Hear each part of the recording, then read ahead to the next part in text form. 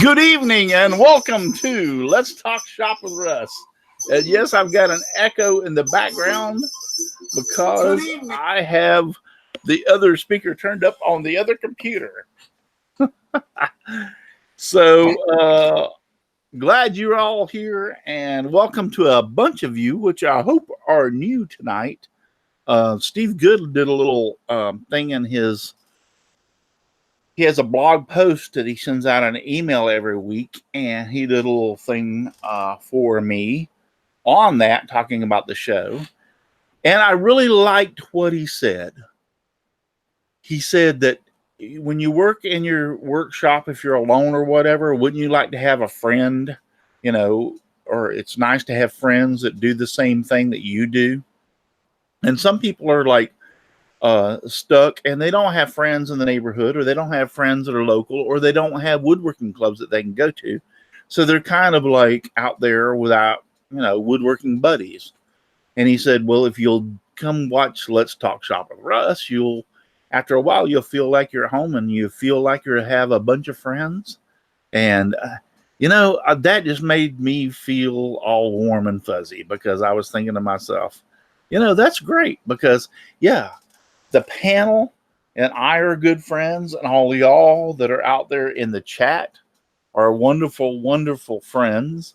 And so that is the thing that I was looking for when we decided, or I decided to do this show, was I was hoping to draw people in, become friends, want to ask questions, want to get to know things. And, you know, I'm not sitting here telling you that I have every answer to every question you're ever going to ask. If I did, I'd be about the biggest fool that ever walked the face of this earth. But we do have a lot of informative information on this show that goes out to a lot of people, and they can take it, you know, and go with where they want. So, but we're all friends here on the panel, and I hope I have everybody out there in the chat. I know they're my friends because they stick with me week after week after week when I do this show. So thank you so much. Let's go back through the chat real quick before we even start the show and say hi to... Let me see who the first one was. Paul Corliss was the first one. Chris Nealon was next. Out there in the chat, and this was like 10 or 15 minutes before the show even started. They were out there in the chat. Chris Nealon, who came along? Aussie Man came along right in there. Chris Nealon and I were on there about 5 o'clock, I think, or 6, yeah, about 6 o'clock.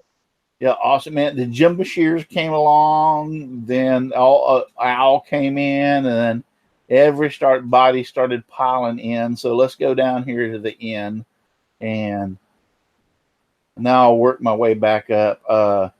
Dennis Goodson is out there. Jimbo 5312, Bob Lee, Brenda G, which she's on the panel. Aussie Man, I think I just said him.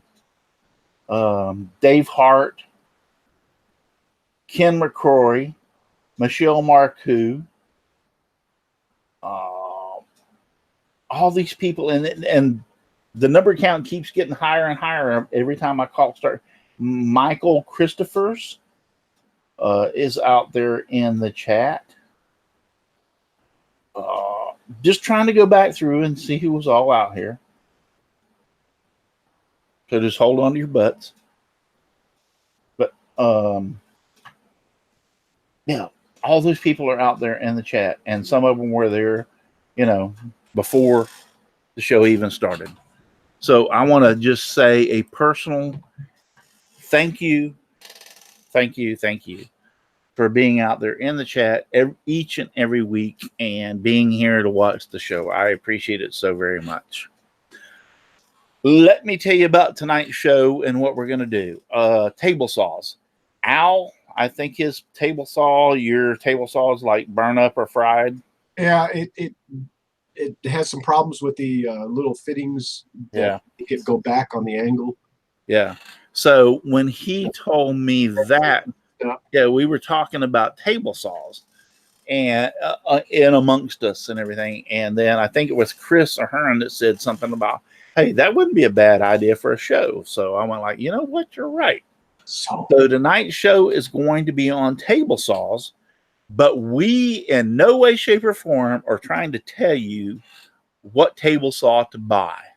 What we're going to do is talk about table saws that we have, table saws that we know about, and try to steer you into a direction. And if you're looking for a table saw or need to upgrade to a table saw, that it will give you some information that you can take and help you to make a decision on which way you want to go, because there are literally hundreds of table saws out there.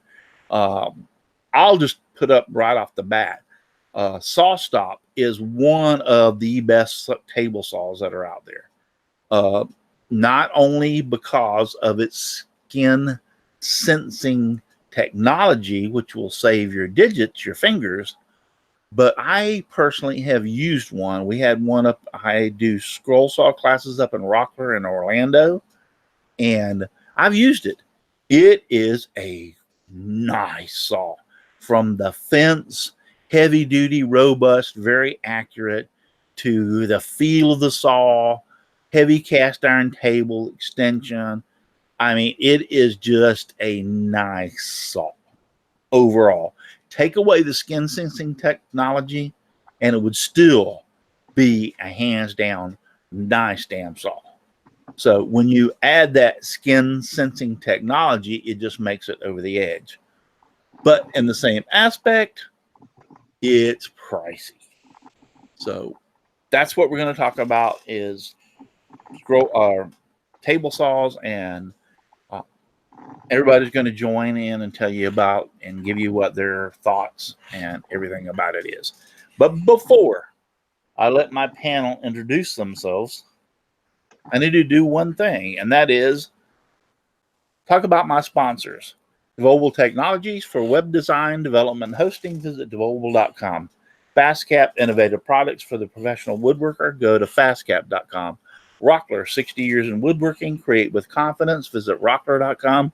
Bearwood Supply Company, your best choice for hard-to-find woodworking supplies. Go to bearwood.com. Klingspor, the sanding specialist. Woodworkingshop.com. Seiko, the scroll saw specialist. Seiko.com. Scrollnado, desk collection for your scroll saw. And you can find Scrollnado on Amazon. And before the end of the show, we are not only going to give one prize away, we're going to give 2 prizes away. Woohoo! Yes. So stay on till the end of the show, and I'll tell you how you can win these 2 prizes.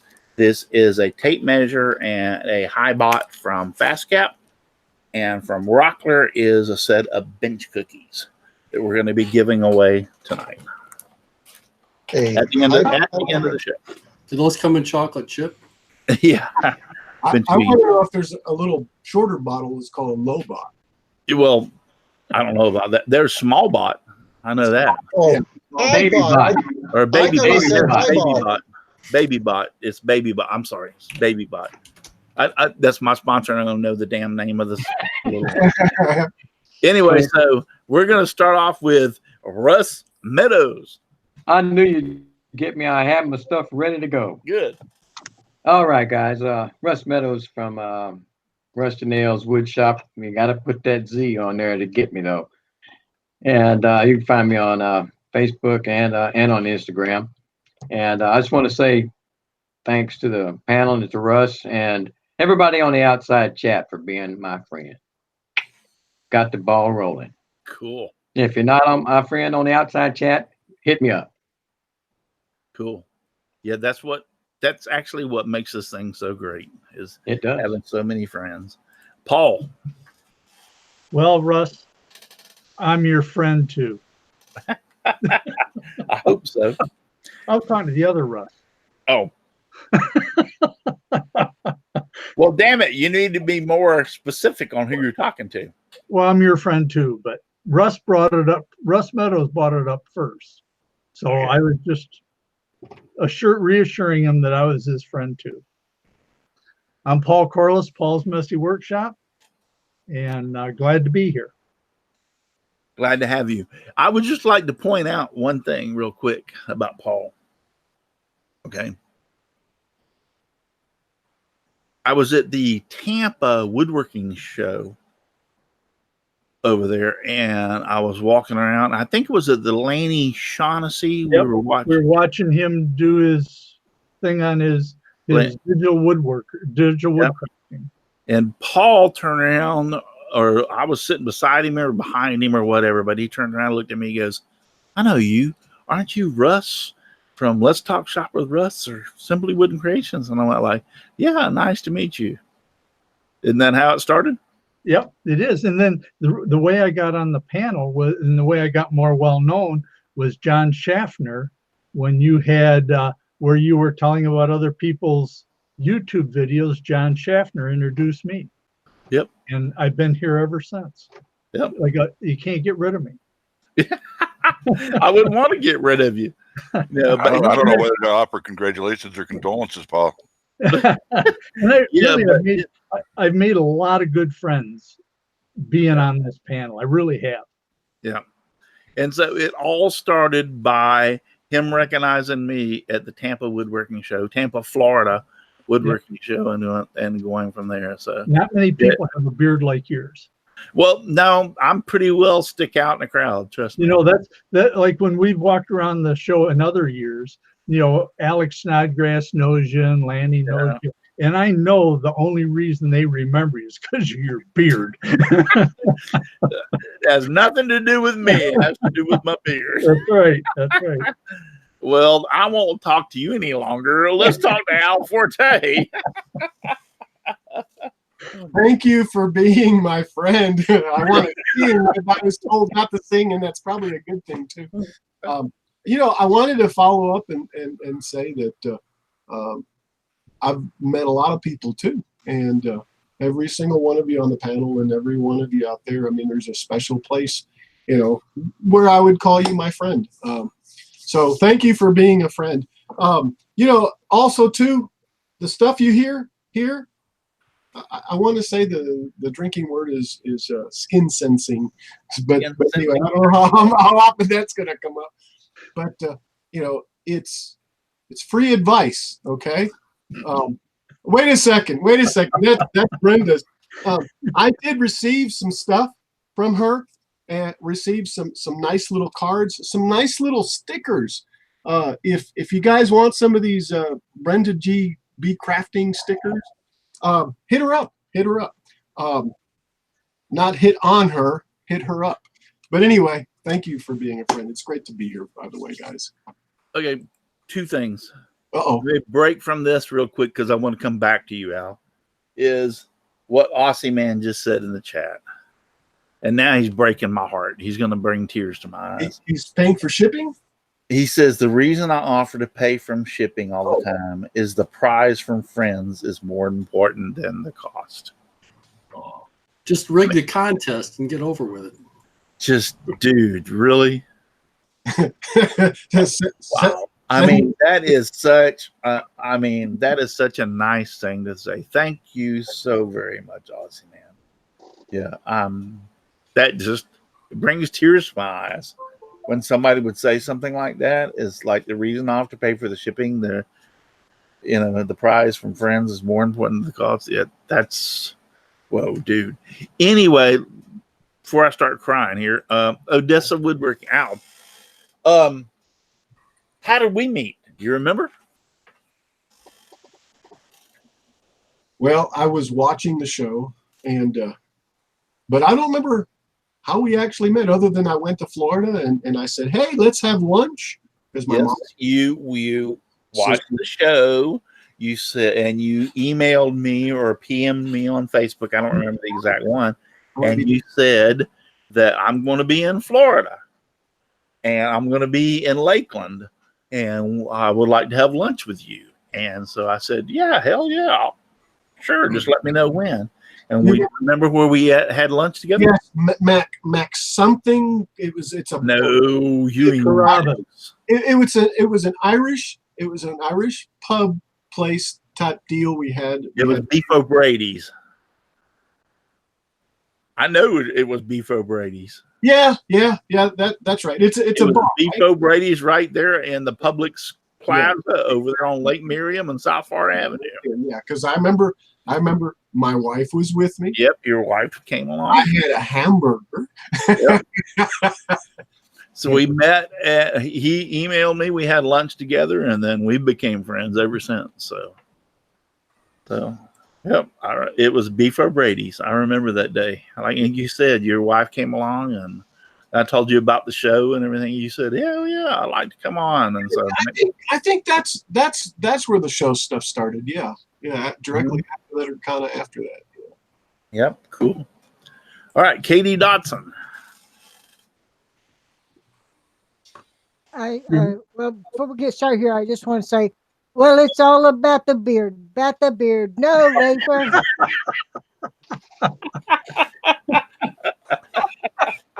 It's all about the beard, about the beard, about the beard. What the heck was that? I was looking down. Oh, Katie's on. All right, never mind. Just never mind. Katie's on. Yeah, forget it. And with friends like me, who needs enemies? You remember when we first met? We met, I think it was 3 years ago at the woodworking show in Atlanta. Yep. You said I drove all the way over here to the Atlanta woodworking show just to see you. Yep. What you told me. Yeah. And it was either 3 or 4 years ago. I think it was 4 years ago. Yeah, because you've missed one woodworking show, and there's been 4 since that time. Yeah. So it was 4 years ago. So well, it was the last one they had over in at the old place before at the old place. Yeah. Yeah. So that's been 4. Yeah. So how you doing? We're doing good here. Is that Sissy? No, this is Socrates. Oh, Socrates. Yeah, my aspirations were a little high when I named him. Yeah. Cute dog. Yeah. Do what? Cute dog. Yeah. Your doggo. He's a cute doggo. Yeah, he is. He's a cutie pie. I don't have any ugly dogs. All right. Well, good to talk to you, Katie. We're going to move over to Mr. John Schaffner. Good evening, everyone. You can find me on Facebook, and I do have a little bit on YouTube, not a whole lot. But anyway, thank you very much, Russ, for being my friend. You're welcome. Brenda, Chris, Dixon, Jim, Katie, Al, Paul. Yeah, the other Russ even. All you guys out there watching tonight, you guys are my social elite. This is my social interaction with everybody every day. I don't get out much, so you guys are in my elite group. So I really appreciate it. It means a lot. Changed my world when I started coming on this show, I'll tell you that. Do you remember when we first met? Oh my God, Russ, that was so long ago. Yeah, we first met on Charlie Deering's show. It was actually before my show started, so it's been Yes. longer than 5 years. Yes, it's been close to 6, I would imagine. Yep. Back when Charlie was running his show. Yep. Somehow I got on a panel, or I don't remember exactly how that worked, but you're right. I don't even remember all the details into it, but yes, it was back when Charles Deering had his show, and then you were on the panel one night, and we met, and we continued to talk and everything. And then when I started my show, you contacted me, and Yep. So, hey, I'd love to be on your show, and you've been here ever since. Yeah, I've missed a few shows, but Was Well, that you what know. you said you were going to send them that clock? Was that? No, it wasn't. No, it wasn't until a couple of years later. That was Y'all more modern history. leave the damn clock thing alone, Jesus. It's right here next to me. I see it every day. I keep my time on it. I love it. I appreciate it so much. It's awesome. I know, but they're just hassling you about it. Took me so long to get it to you. That's what they're trying to do. Well, it's the same story with the stickers. You know, I bugged I you know. for a year or so about the stickers, and good things take time. I never sent you stickers either. I see. Oh, I finally got them. Yeah, Oh yeah, that's what I was gonna say. a year or two before I got them. Oh, But I hey. appreciate it, every one of you guys. Yeah, no, but John's been a friend of mine for somewhere in the neighborhood at least 6, maybe even 7 years. Yeah, somewhere in that area. So, and Unfortunately, we have yet to meet face Yes. to face, but yeah, you know, this is probably as close as we'll ever get, buddy. well, could be. We'll see. Unless you want to come to Central New York, and you know, I might just do that one day. My wife and I were talking, in all sincerity, my wife and I had talked. I would love to go to New York City, downtown Times Square one time. It's on my bucket list. Just one time in my life, just to go there and, you know, see it and everything. And I'm not saying, I know it's busy, I know it's crowded, and I know all that stuff, but I just like to go downtown New York and be in Times Square one time in my life. So, well, it's not something you'll ever see. It's something you will experience. It's more of an experience. than so if something I to see. do that, I'll make damn sure I make room in that trip to come see you. Sounds like a plan to me. Yep. All right, Jim. Hey, Jim Bashirs from Driveway Workshop. Hey, my friend thing for tonight is you can catch me on YouTube under Driveway Workshop. If you want to be my friend, and I left my Mr. Rogers sweater upstairs, but Jim Bashir is all one word on Facebook or Twitter. I'd love to be friends with you. And Russ, I remember it's probably been 4 years ago now. Yep. I was watching, or I was either on or watching Maritime Makers. Yep. And these guys said, hey, let's bail out of here and go over to Russ Clarity's show. And that's the first time I'd ever even, knew of the existence of anything like this. And I've been watching you ever since. And didn't we meet? What was the first time we ever met? Oh, Met was at Atlanta. Atlanta, Yeah. was it 2 years ago? I didn't go last year because I had surgery, and I didn't go the year before last because that was my 3 off years year. ago. 3 years ago, yeah. Yeah, 3 years ago we met at Atlanta Woodworking Show. Yeah, I remember though. You looking for the beard? Yeah. When I see you sitting there, and when you see Jim sitting there in his chair, like right now, Jim, how tall are you? 6'4". Yeah. So I'm only 5'11". So I'm walking around looking, and I see him. I'm going like, holy shit! It's like this guy is like huge. So yeah. So Jim's a big, tall dude. So but yeah, I remember the first time I seen you, I was like, holy crap! I didn't realize when you sitting down, you don't realize how tall they are until you meet them personally. Yeah, there's a few pictures I got of people at the show that were like, Yeah. I was one of them. Trust me, you probably fit me underneath your armpit. So yeah, I was one of them, that's for sure. Big. Yep. Izzy's pretty tall. Yeah. No, is he? I mean, he's not really much taller than me. He's probably like up to 6 here. or 6'1". He's not that tall. Yeah. He's like the Hulk, though. Yeah, he's like he's Mr. Massive, isn't he? Yeah, he's massive. Or, All right. No, my son-in-law is tall. Is he? 6'9". Whoa, yeah. Dang. Yeah, that's too tall. Yeah, that's tall. I'm to the point where I can't find clothes in the store. Yeah, Mike Murphy. I think you and Mike Merksky, Jim, or Mursky's. Yeah, me and Mike were the same. Yeah, he's huge. Yeah, Mike Merksky is really. When I met him, I was like, "Holy crap! I didn't realize you were so tall." So. Yeah, except Mike's got all his muscle mass up here. Mine's down around my waist. Yeah. All right, Dixon. Hey, Russ, you can find me at Hoffman Signs and Decals and once in a while on Facebook. And as far as friends, I came in late in the game, and I was doing a lot of laser and CNC stuff for like 30 years, and I start searching around for podcasts, and I seen a lot of different ones, especially from people from the South and that, and I was amazed how nice personalities, and I stumbled on this podcast. I'm thinking, this is interesting. I gotta listen to this and get in on this, and I pick up so much information. I listen to everybody real close, and I just keep absorbing stuff, and I learned a lot of tips. I think the way we met is I invited you on the show to talk about your 3D printer, wasn't it? Yes.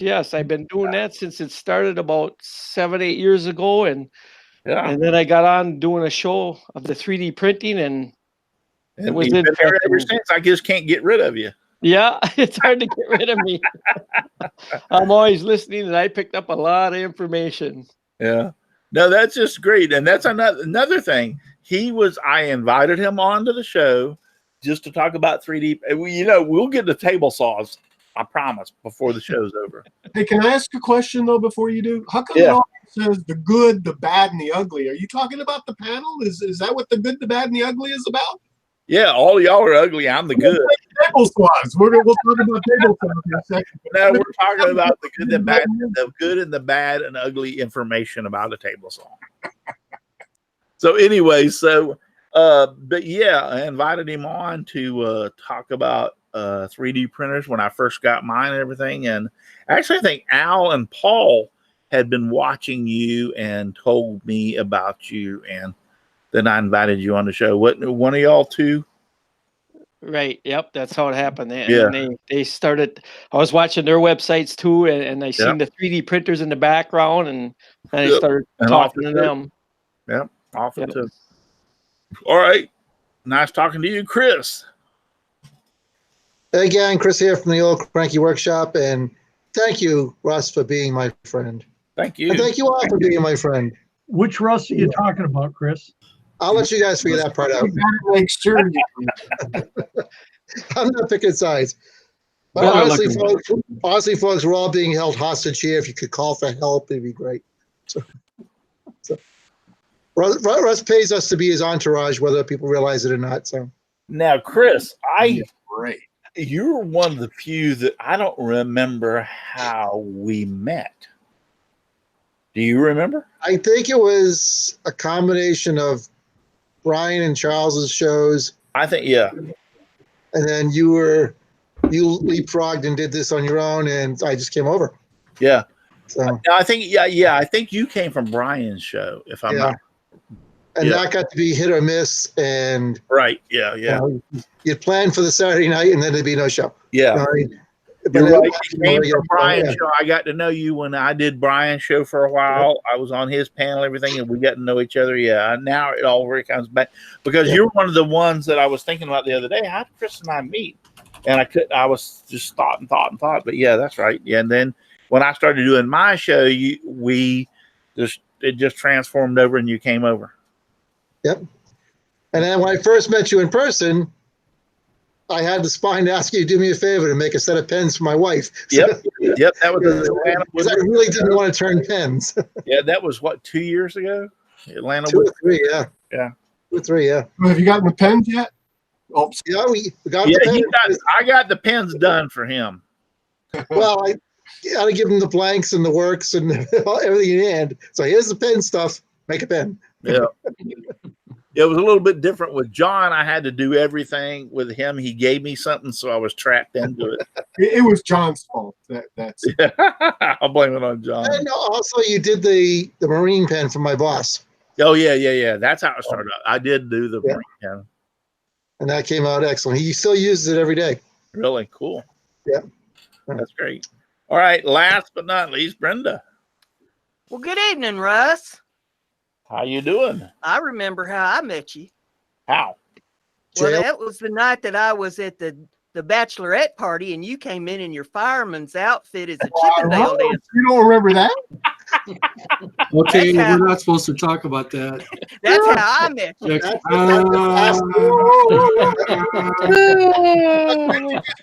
That is a after show topic. You didn't think I'd tell that one on you, did you?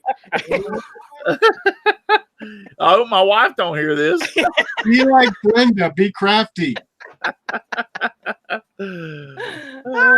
You should know better than to lead me into something like that. Lord have mercy. If I can't come up with something good. Okay, so how do we meet?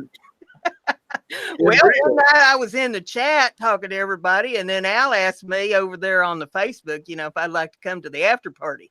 And so, that's how I got wrapped up in all this. Yep. And then you asked me if I'd like to be on the panel, and I said, well, why not? Yep. And you remember how long it took me to figure out not to call you to call you Brenda and quit calling you Debbie? I had to make a sign. She literally made a sign and held it up as "I'm not Debbie."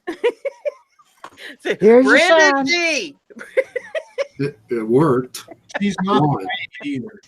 I don't know why I had such a time from trying to remember her name, but when she first come on the panel, it was not once, not twice, several times I called her Debbie, to the point it became a joke that she then it came what that I'm not Brenda. Debbie's your evil sister or whatever. Yeah, my evil twin. Isn't that the third person in that show? Mind equals blown. Yeah. Yeah. Debbie is actually there. Debbie's in there. I keep her muted.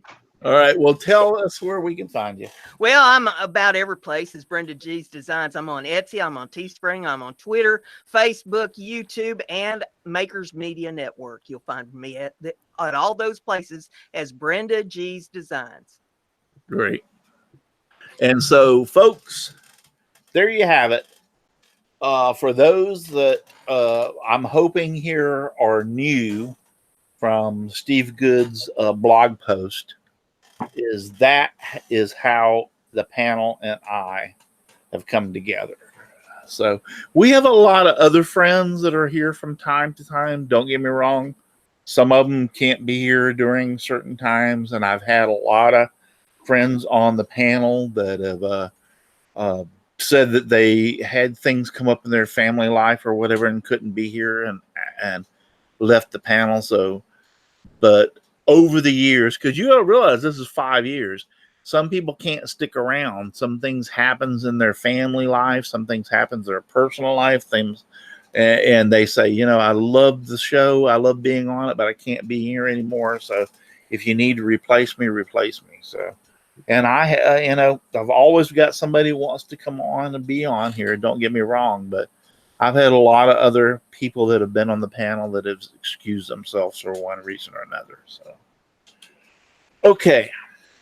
That being said, I just wanted to do this for one reason, like I said, because when Steve Good made that post, and I thought I would have a lot more people that would be interested in this show, I wanted this show, especially after the Steve Good's post, be about just letting everybody know how the panel and I came together, and just remember, this show's been going for 5 years. It's not something that's going to go away tomorrow unless Google does away with the Hangouts or whatever. As far as I'm concerned, September. Yeah, it might be by September. It might be the last show, but as far as I'm concerned, if that doesn't happen, we'll just keep on right on going. So, all right. Dave, You might want to explain the September thing to the folks. Okay, I will. Dave Hart says, I found the show through a Steve Good mention in the show a few years ago. Dave Hart found the show through Steve Good saying something on his blog post and started watching me several years ago. So, yeah, what we're talking about is Google has bought out YouTube. So they're one and the same. Google owns YouTube. And so Google owns Google Hangouts. Well, when Google Hangouts first started, it was great. It was supposed to be a platform like we're on right now, where you could actually have a business and you could have people from the panel was actually like people from different parts of your business that were in different countries or different locations in the United States, where you could all have a meeting. That's what this was actually based on or whatever. But some people picked it up and started doing what we're doing tonight, a show out of it on YouTube. It's Google has threatened, or YouTube has threatened to one and the same now. It's just has threatened to close this platform down numerous times. And every time they do, somehow it works through and it hangs on. So the last word that we have heard is Google is saying in September there will be no more Google Hangouts. So if that's the case, come September, this show will pretty well fold and go under. I am looking at, and I've talked to several people, and we even talked about that in the pre-show amongst us as to how we could continue the show. I could continue this show through YouTube, through OBS software, which is open broadcasting software, but I wouldn't have the panel. They wouldn't interact. It'd be just me. I don't want that. We don't want it either. Yeah, I want the panel with me. I want these guys with me. This is the show. If it wasn't for me, or if it wasn't for them, I wouldn't be here, and vice versa. We interact, and that's what makes the show so great, is because of this interaction between them and me, and everything goes great. So all I can say is just keep your fingers crossed, and hopefully that YouTube says, all right, we'll keep it on for another year or so, or however it goes, and we'll see where it goes. So I will, as soon as I know something, I'll let you all know something. And I'm looking at other platforms to see if we can do basically the same thing somewhere else. We'll just have to wait and see. So I hope and pray that they do like they've always done, and realize that by eliminating this, they're making a big mistake, and they'll keep it up. So, by the way, hey, Russ, were you going to say about the BitChute thing? About the what? No, Al was jumping in. Dan Inge said that he thought maybe BitChute has something with a panel option on it. BitChute. All right, I'll look into that. BitChute. Thanks, Dan. BitChute have a panel option. Yeah, no, Dan, I'll look into that. What I was going to say is I'm seeing October now on Tuesday, and this was back January 23rd. Tuesday, Google announced that a Google Hangout service is shutting down for G Suite customers. Yeah, see, now that's different than what we're talking about here. Replaced by Hangouts Chat and Hangouts Meet. So I don't know. Yeah, we'll have to wait and see. Yep. So, that's what we have to wait and see. So let me go back through before we get into anything. Anna B's workshop is out there. Michael Christopher's, Paul John's Life, Dan Inge from Dan Inge Woodworking, Anna B's workshop, Dennis Goodson, are all out. Bob Lee's workshop, Aussie Man. Patrick's workshop is out there. Hey, Patrick, how you doing, dude? Good to see you. So all these people are out there. And if you don't mind, give me a thumbs up. Let me know I'm doing okay. I mean, we have like 45 people watching. Give me a thumbs up I got 30 thumbs ups. Go. And by the way, Russ, not to beat a dead horse, I'm just sitting here looking around. Now I see an article that says, no, Google Hangouts is not shutting down. It's just rebranding. Yeah. So, and that's been going on for some time. So I can't sit here and tell you that it's going to go away or it's not going to go away. It's just I'm letting you know that my plans are being here. until I have to come in with a cane and sit down and go, let's talk. So, That could be next week. I've got to do that now. We do that. so anyway, so I plan on being here. It's just a matter if Hang right here, young whip. there you go. So, all right, let's get down to the subject. Table saws. All right, I already made a little statement in the beginning that saw stop was probably one of the best. And the reason I said that is, I'll reiterate what I said before. It's because it's not only a great saw, it's accurate, it's well built. I mean, I've had the opportunity to use one up at Rockler in Orlando. When I do my scroll saw classes, we've had to cut a few things, and I've watched them use it, and I felt the fence. It's just a phenomenal saw. And then when you add to, it's a good table saw on top of it, the skin sensing technology, so that if you touch the blade, the blade retracts and buries itself into an aluminum block in the back, so it doesn't cut your finger off. So that's one of the premier saws. But now when you're talking about that, you're talking about big bucks. I mean, if somebody wants to pull up, what's the cheapest saw that they have on the market? And it's a contractor type saw. $149 at Walmart. I saw it like 2 days ago. $149. Saw stop. No. The cheapest. No, I said a cheapest saw stop saw. Oh, okay. I think that's about $1,300. Is that right? $1,300. That sounds about. I was going to say $1,500. Yeah, that's what I'm seeing on Amazon, like 13. It's amazing. Isn't that kind of like a portable saw? No, this one's the full bore. They go up to 2,600, 2,500. That's Right. about the lowest that I'm seeing right now on Amazon. Yeah. So there you have it. You know, you're talking about that. So, okay. So I understand that a lot of you out there are like hobbyists and you can't afford that kind of thing. So what my direction is going is, let's talk about some of the saws and the differences, some of the saws that we have out there and available.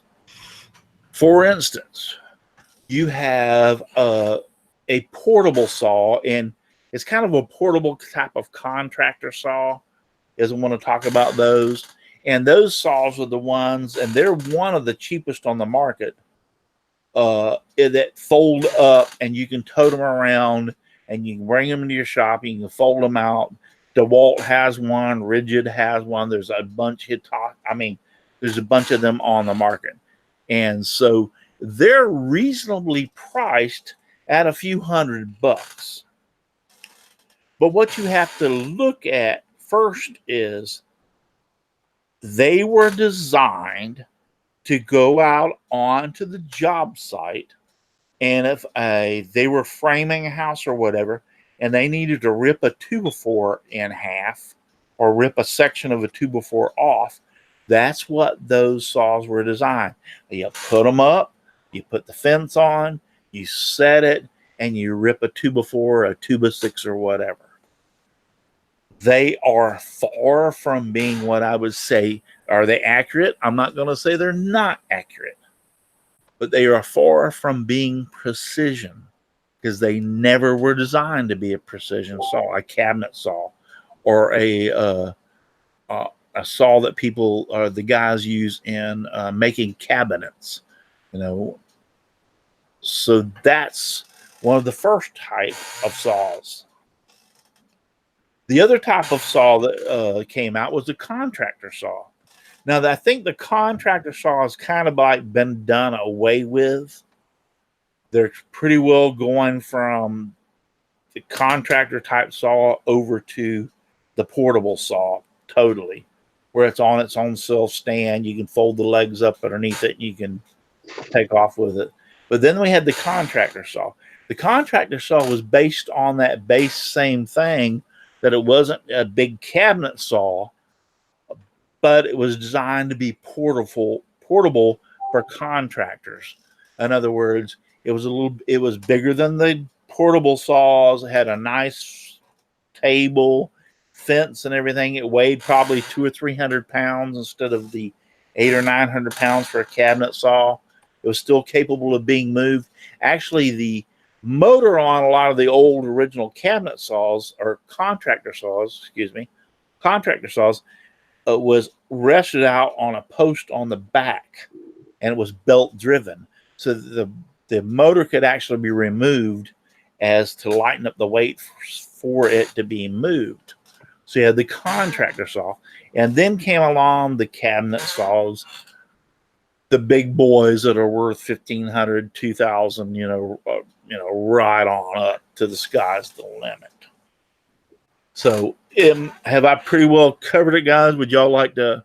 Well, the only thing I'd add to that is most of the workplace saws, like the ones you buy for a couple $100, most of those have universal motors on them, and the arbor is actually the end of the motor shaft, and the blade goes on the end of the motor. Yes. So if the motor goes bad, the whole saw goes bad. You can't ever replace the motor unless you go out and buy a new one, which probably costs as much as a new saw. Yes, I agree with you. Yes, I totally agree with you. Right. At least with the contractor saw, we were talking about when the motor was separated from the saw. If the motor went bad, you go buy a new motor, slap the pulley that came from your machine onto it, put the motor on, and keep right on going. Right. And the job site saws are a lot noisier because they're a universal motor instead of a capacitor start motor. Right. Anybody else? Exactly. That's the kind of saw I have, is a cheaper saw. They can be accurate, but you have to be very careful to make them accurate. And you're right, the motor, many times they're molded and you can't even change the brushes. It's just a molded piece. Once it's done, it's done. Yeah. Yeah. I had a great, fantastic contractor portable saw. And that was all the motor and everything was in one. It was an old Craftsman that I bought, I don't know, 15 years ago.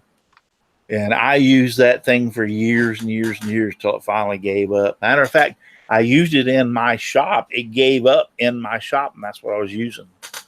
And I loved that saw. It was a great little saw, but it had its limitations. And that's what you need to think about when you're wanting to buy a table saw. What are you going to use that table saw for? Are you wanting to make cabinets? Well, if you are, a contractor saw or a portable saw is not anywhere close to what you want to go with. Are you a hobbyist? Or are you just playing around in the workshop and you need to chop up a 2x4 or cut something for like scroll sawing, for instance? You don't have to have a cabinet saw that cuts stuff up to to perfect dimensions, be able to rip a 1x12 up to make something to make scroll saw pieces out of, or even plywood to cut up to make scroll saw pieces up. These smaller saws will work great for that. Now, when you're talking about breaking down a sheet of 4x8 plywood, hey, big difference. Yeah, those portable saws are not quite set up and designed for that. Can it be done? I'm not saying it can't, but it's just not set up for that.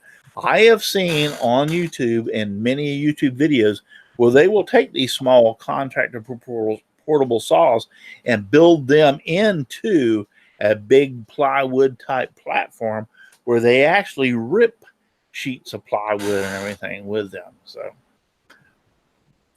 anybody else have anything that they want to add on to? I think one thing, like with mine, I've got like a 25-year-old Craftsman, belt driven with that open frame kind of table on it. And I mean, the fence on it is really crappy, but you know how we are, we'll make it a sled for this and a sled for that, or we'll do this or that too. The way things are anymore, we'll go in there and take something that's kind of junky and mod the thing to death until it's a pretty good saw. Yep. So it just depends on what you want to do with it, like you said. Well, when we were talking last week, John Schaffner brought up a really good point. is that you can take one of the old cast iron top Craftsman table saws. Yes. They're a good saw. Love and it. Put an aftermarket fence on it, a good blade on it, and a good miter gauge, and you've got a heck of a good saw. Yes. Yep. Yeah, The and I cheapest- agree with that. Just exactly like what John was saying. You remember when you said that, John? You can go ahead and talk, John. You're muted. Yeah, I do remember saying that. I mean, around here, around my neck of the woods, those old Craftsman saws, they're a dime a dozen. I mean, you can pick one up for $75 to $150 every day. That's what I need. And you know, you take, like, Russ, you got that Vega U26 fence, and I mean that's a couple of $100, but at the end of the day, you got less than $400 invested, and you got yourself a pretty decent saw, because the fence is the weakest point on those saws. Motors are good, cast iron castings are all good. I mean, it's a decent saw. Now, before I bought my rigid saw that I have now, I had a 9-inch benchtop Craftsman saw, but it did not have the universal motor. It had a induction motor like the contractor saw do, but it was inside the table, under the table, and the motor shaft acted as the arbor. And that thing was built, I believe it was 1952 or 1953. Solid as a rock, still runs great to this day. I built the extension wings for it. I built a surround platform for it and all that, like you mentioned, Russ. And that was a heck of a nice little saw. Yeah. Just very much underpowered. Well, and going back to that, that's another thing you have to look at, is the fact that a lot of these modular contractor type cheaper saws, it's not only the saw it's not designed, the fence. You know, you can take a cheap saw and put a very nice fence on it, and you can have good results. For instance, I had that contractor saw, like I told you, the portable Craftsman. It was a very good saw. I enjoyed it. It was a little unique one. That's the reason I bought it. It had a thing in the back that stood out about 2 foot from the back to be able to support plywood, and had an external, the right side of it pulled out about 2 foot to be able to rip a sheet of plywood, and was still a contractor job site saw, so to speak. But the things that it had on it to help you out were a little extraordinary at the time when I bought the saw. Most of those cheap saws have cheap fences. Okay. Yeah.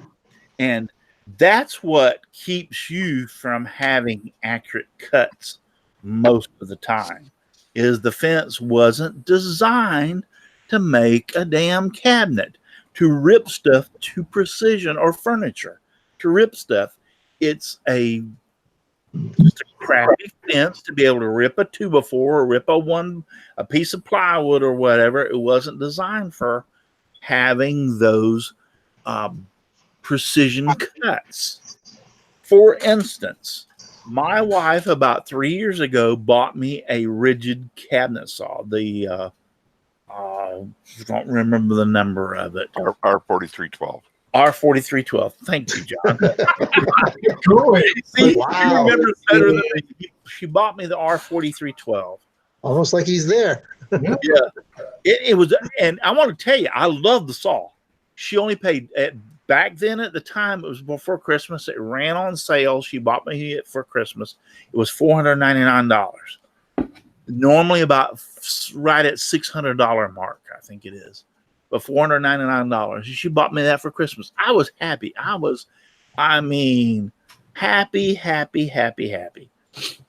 What was funny about it, let me tell you a little story. What was funny about it is she ordered it, and it was not supposed to be here closer till Christmas. It came in early. And so the store called her and told her, "We have your table saw here." And she goes, "Well, that wasn't supposed to be here until next week." He goes, "Yeah, I know, but it came in early. You need to come pick it up." And she goes, "Well, I don't know. how I'm supposed to get it and everything. And anyway, went back. Make a long story short, she was planning on it being close to Christmas so she could tell me, I bought you a table saw. It's at Home Depot. You have to go pick it up. It happened, but about a week before Christmas, she told me, I bought you a table saw, and it wasn't supposed to be here until just before Christmas, but it's there now, so you can go ahead and go pick it up. So I got my Christmas present really early. So Did she let you take the Camaro to go pick it up with?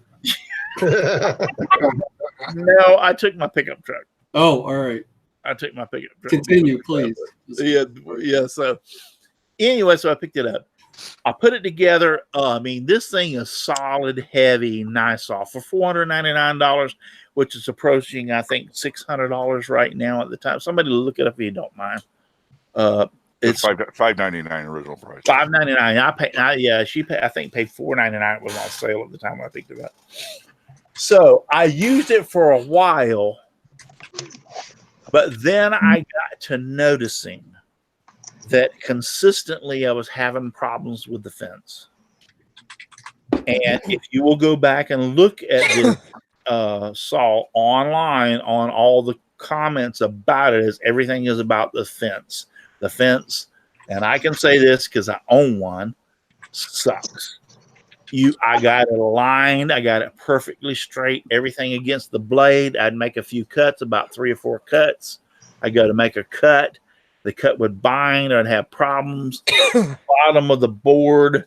If this is the bottom of the board, the blade would run flat like this. And see how this is rounded on the end of my phone? That's the end of the board would look like that. Just exactly like that. Some people pay good money for that. Huh? Some people pay good money for that. Yeah, but what was happening is the fence would move, and as I was pushing the board through, it would catch, or it would carve off the bottom of the board. So if you're trying to join 2 boards together, and one has got like a 16th of an inch rounded over on the end, that ain't gonna work. You got to use it as a rotor. Yeah, right. There you go. Like I said, some people pay good money. I love the saw and everything, but then I got online and I started looking, and sure enough, everybody was having the same problems. They loved the saw. The saw has plenty of power. I have yet to bog it down. I pushed some stuff through it that, like 2x6, 4x4s. I mean, pressure treated oak, hickory. The saw has plenty of power. The power was not the problem. It was the fence. The fence, I would have to adjust it. I might get 3 or 4 or 5 cuts out of it, and it would move, and I'd have to adjust it again. Drove me crazy. And I went online and started studying about it, and everybody said, the fence on those saws suck. So what I ended up getting was a Vega fence. I ordered it in and took the old fence off and put that new one on, and boom. Okay, so the fence cost me about $200 that I ordered and put on it, and the saw was $499, so $500 to $700. I have a saw that I would wager to say is, I'm not going to put it up there against a saw stopper, some of the better ones, but it makes perfect. I've checked it. I've microed it. I've got a gauge that can tell me that I've done everything, and it's pretty well damn accurate. So for $700, $800, I've got a nice table saw. I had to replace the fence, a little pain in the butt, but there you go. If you're buying one of these contractor saws, just be aware, is what I'm trying to tell you. If you're just trying to rip up a piece of plywood or a Baltic Works plywood for your scroll saw projects, you got a 12 or a 4x8 or 4, or they don't even sell it, this 5x5 sheet, and you're wanting to rip up some stuff to make some scroll saw projects, you're wanting to cut up a 2x4, any of those kind of stuff for a hobbyist, those type of saws are good for that. The Walt makes a good one. Rigid makes a good one. I don't know how many of those out there, they make some pretty damn. I've heard a lot of good stuff. Anybody heard about the DeWalt contractor saw? You've all heard? The model 745, I believe it is a hybrid style saw where it's kind of cross between a contractor saw and a cabinet saw. Where the cabinet saw, the trunnion is mounted to the table, or to the body of the saw. On a contractor saw, it's mounted to the underside of the table. Right. So the DeWalt is mounted to the cabinet. Right. Okay. But it's still considered a contractor style saw. Yeah. Yeah. They're pretty good. I have a jet contractor saw, it's very similar to the DeWalt. Right. Yep. I mean, they're like their lathes. You look at one, you look at the other, about 5 parts that are different. But I've got the jet contractor saw, and I would say that performance-wise, I'm 100% satisfied with it. It's a great saw. Mine's 110 volt version, so I think it's a 1.5 horse motor. The fence on it isn't bad. If I was going to do a lot of cabinetry, I think I'd upgrade the fence. But for everything I've done, if you check it every once in a while, the fence is adequate. Now, what kind of stuff are you cutting on it, Paul? I'm cutting. You mean what kind of wood? I'm cutting everything from plywood to hardwood to pine. That's I cut a little bit of everything. And I found out that the biggest thing on my saw anyway is the blade I have on it. Okay. You know, that the blade probably makes more difference than anything else. Yeah. Oh, definitely, yes. Yep. Yeah, I kind of agree with that. And I would say number one issue with a lot of these saws are the fence, and the second one, or you can actually flip-flop these either way, would be the blade. Yeah. What kind of blade are you using? Quick question. Yes. The saw that you did the video on with the Vega, I'm assuming it was the Vega. Yep. That's a rigid, right? That's my rigid. Yep. And that's what I'm posting out there right now, because I think there was a little talk about it. There's the video with the saw, with the fence. Yeah, and it has the total saw solution microblade and the microblade fence on it with a 0 clearance. Now, one thing I really like about that Vega fence over the I'm just running the standard fence on my jet, but the Vega system has the round tube bar that it attaches to, and it just seems like there's less movement in it compared to a fence that attaches just to a flat mount. You follow me? You know, the way it grips around the round tube on the front. It doesn't actually. It actually. All right. The tube's round, but only grips on half of the tube. If it follows around it, but only grips on one side about halfway around the tube. It's not really gripping though. It's taking what's going on the opposite side of the saw and pulling it. Actually, no, it doesn't. It actually grips it inside that little case on the tube. Oh, yeah, okay. It has that, but it's not. That end's kind of loose. It grips it down there on that tube so tight that other end ain't moving. Because I've seen a couple of guys like in our sphere of interest on YouTube that we all watch all the time. I've seen like John Heiss has a good homemade fence for his that I think I'm going to try to replicate somehow. Yeah, if you can imagine a half of a circle running around a tube, and then when you drop that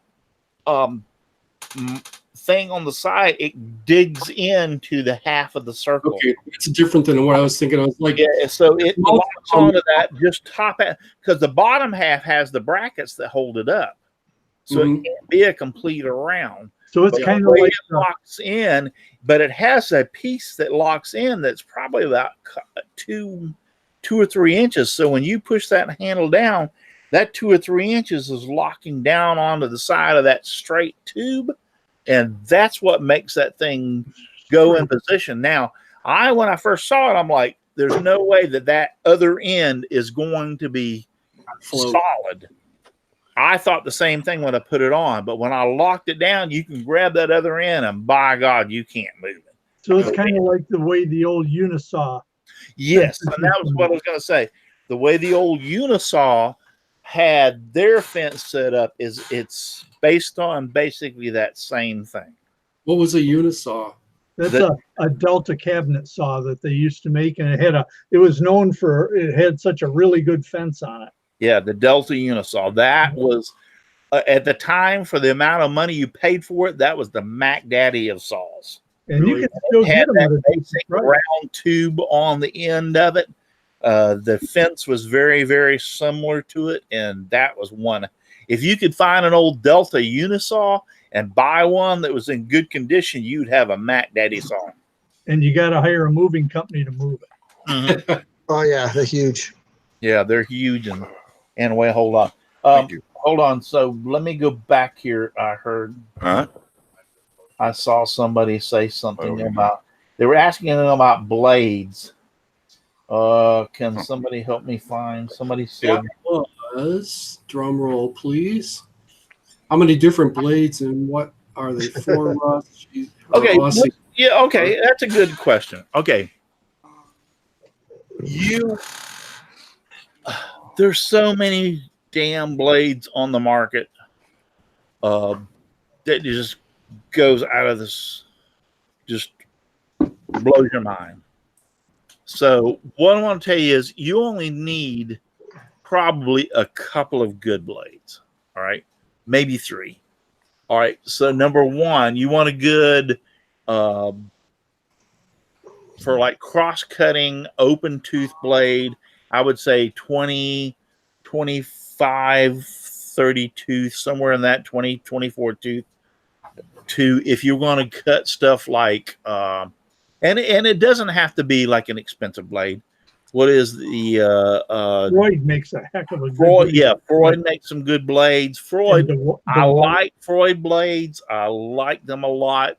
They're not that expensive, but they work very well for like cutting stuff. Like if you're just going to rip a 2x4, you want to use that like 24 tooth cross-cut type blade for a Freud to rip a 2x4. Okay, if you want to cut plywood or stuff, you want more teeth. The reason being is the more teeth, the better cut, the smoother cut. So you need to jump up to about a 40 or 50, 60 teeth blade. All these blades I'm talking about need to be carbide. Number 1, don't ever buy a blade unless it's carbide anymore nowadays. And I don't even think they make any more that are not carbide.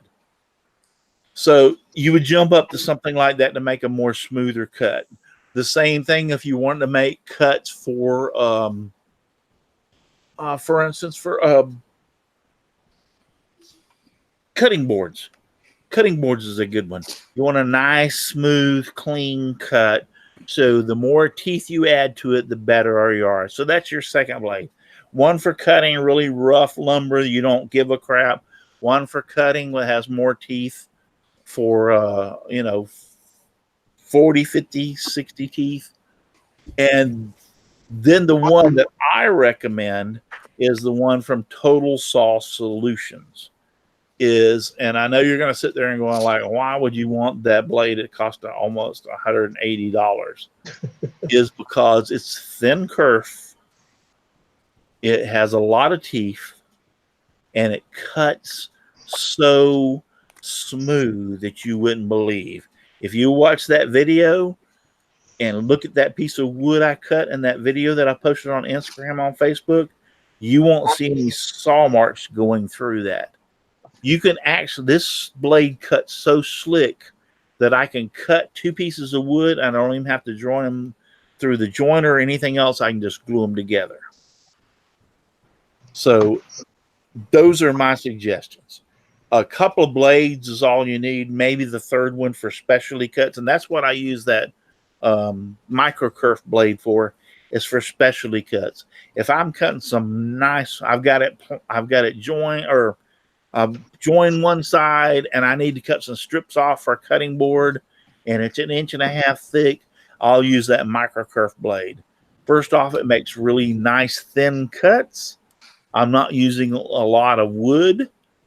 And second off, the cut is just so precise and smooth. It's like a baby's behind when you take it off. You can take it off and glue those cutting. You don't have to run it through a planer. You don't have to run it through the jointer. You don't have to run it through the sander. You just glue them together. So, but basically, if you wanted to go back to that, there's only two blades. One for cutting really rough stuff, and then a multi-tooth blade, 50-60 teeth per, to make it a much smoother cut. Plywood blades, I have used them before, and those are the ones that have like thousands of little tiny teeth on them, and I have burnt every one I've tried to cut plywood up. They don't work.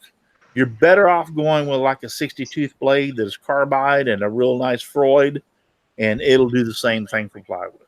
Any other comments? Let me throw this out here. What you guys have, or at what point in time do you think a blade is such an investment that you would send it out to be sharpened and things like that? Never.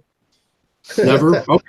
Never. That's one. I buy the blades I buy are like $40 blades, and every once in a while I'll clean them with simple green and a brass brush. I'll clean them, and they last a long time. And for $40 after 10 years, I'll replace it. Okay.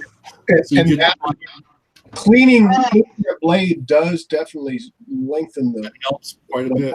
Oh, it does. And stuff gets clogged on there or on the sides. Yeah. It binds and it heats. Yeah. And they cut like a new blade when you're done. Yeah. Well, if you keep your blade clean, and people are sitting there going like, clean the blade. Yeah, right. No, we're serious. When it starts to get that buildup on the side, or it don't look nice and polished anymore, it's time to take it off and clean it. Put it in some cleaner that you can buy. There's a bunch of brands out there, and clean the blade and get it back, because as the blade travels through the wood, the oils inside of the wood kind of get like burnt or tarnished, and they adhere to the sides of the blade.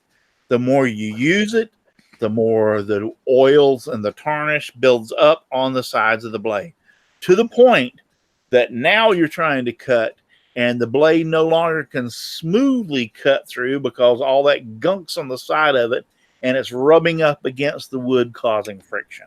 Right. So if you're absolutely right. I was having a problem. I was burning boards as I was cutting them. I'm lined up perfectly straight, but for some reason I'm getting these burn marks on my wood. Like, what the hell's going on? I checked the fence. I checked everything was square. Everything was clean. Tabletop was clean. It was the blade. Yep. I cleaned the blade up, and it stopped happening. Yeah. Yeah, because the wood has oils and residue in it, depending on the type of wood. Some have Pine. purple. Pine has a lot. Purple heart has a lot. Yep. Bloodwood has a lot. So when you're cutting these woods, as the blade goes through it, this wood gets, or these oils get superheated that are in the wood, and they suck right into the blade and bond onto the blade and create this coating. Wouldn't that also be true if you cut like pressure treated wood? Yes. Oh, absolutely. Yes. Build a lot of decks. Most 99% of all pressure treated wood is pine anyway. Well, yeah, but then they've got, when you get it, it's as wet as, and unless you dry it out before you work with Luana it, Pierce. you've got that. So what I need to know is which cheap table is the best and what good fit is. There's cheap is cheap. I mean, how much money you want to spend. Yeah. The DeWalt, I've heard a lot of good things about the DeWalt portable contractors type saw. Heard a lot of good things about it. And that's within reason. Before we get off the blade thing, could we cover the dado blades a little bit? Yeah. What do you want to know? Which ones, what do you what do you look out for as far as pros and cons of different types of dado blades? Uh, you know, everybody's got a favorite brand. I'm sure I don't have a dado blade. I have a Freud 8-inch dado blade that I bought at Home Depot for $99, and it does everything I want to do. And they make them a lot more expensive, and Harbor Freight has them a whole lot cheaper. And I figured that was a good price for an entry level one, and I haven't been disappointed. There was also, and I don't know exactly what you call it. It's like a wobbly or wobble blade. Oh, don't stay away from that. Don't wait. Yeah, I've always heard really negative stuff about that. Yeah, run away. Don't go near those. Yeah, it's a wobble blade, and you're supposed to be able to set it, and it's set so that it wobbles more to cut more of a cut. But yeah, I would say that's probably the most dangerous and reckless thing that was ever designed. That destroys the bearings in your saw. Yeah, you can get the same results with the hammer. And I'm trying to think of the name of the one that when we had this show a few weeks ago. Remember that I built the box for the blade? What were they? Osland. Yeah, Osland. Yeah, I'm trying to look up the name of them. OSLUND. Yeah, those. I mean, that set of blades, and if you want me to, I'll post them in there. I've used a lot of stack dados over the years, and that set to me beat Freud hands down. It's got more teeth. Yeah, that's a set of stack. That's the Freud. That's the one I bought at Home Depot for $99. The only drawback to this one, and Russ pointed this out on the last show, is this has the chippers that are individual half blade or quarter blades. Yeah. And yours, if I'm not mistaken, has full blade chippers. Yeah. Full blade chippers. Yep. That's pretty cool how that blade reflected, Paul. Yeah. So if you want to give me a second, I'll go out and get mine and show them, and I'll show you the difference. They're out there in my shop, and that'll give me a good chance to take a break. So, hey, Chris, what were you saying a second ago? No, I said Paul's blades reflecting in the screen shows you he actually cleans his blades. All right, so I'm gonna. No, he's just never used them. Y'all entertain these people We're trying, Russ. We're trying. Oh, you could be back by now. Go, Russ. I've got some things to say about you. Okay, well, he's gone. Yeah. So, hey, John, you're on it tonight, man. You've got all the table saw names and the prices. You've been on it tonight. And the other thing to go over for these folks that don't know, you know, the plate that you put for, you've got a zero clearance or tight clearance. Yep. I make my own. A zero clearance. What zero clearance. I'm glad I'm not the only one that can't remember the correct name. The throw plate. The throw plate. Zero clearance insert. Yep, I make my own out of half. But you'd also want to get one or make one wider for your dado set. Yes, I do. Right. Hey, public service announcement.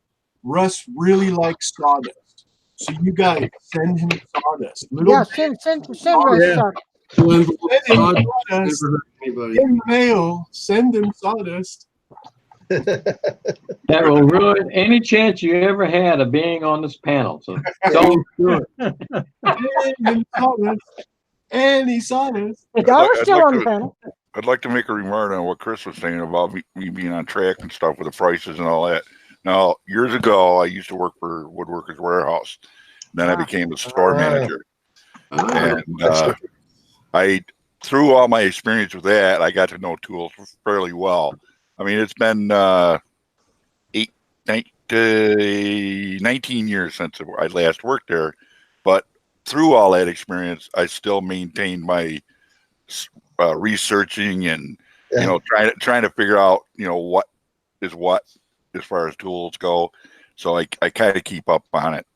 No, it's cool because a couple times I was trying to look up an answer, and you've already thrown it out there. So Yeah. Well, I try to be of some value. You Not like like the Dave. Not as I- trying as Russ. tools, man.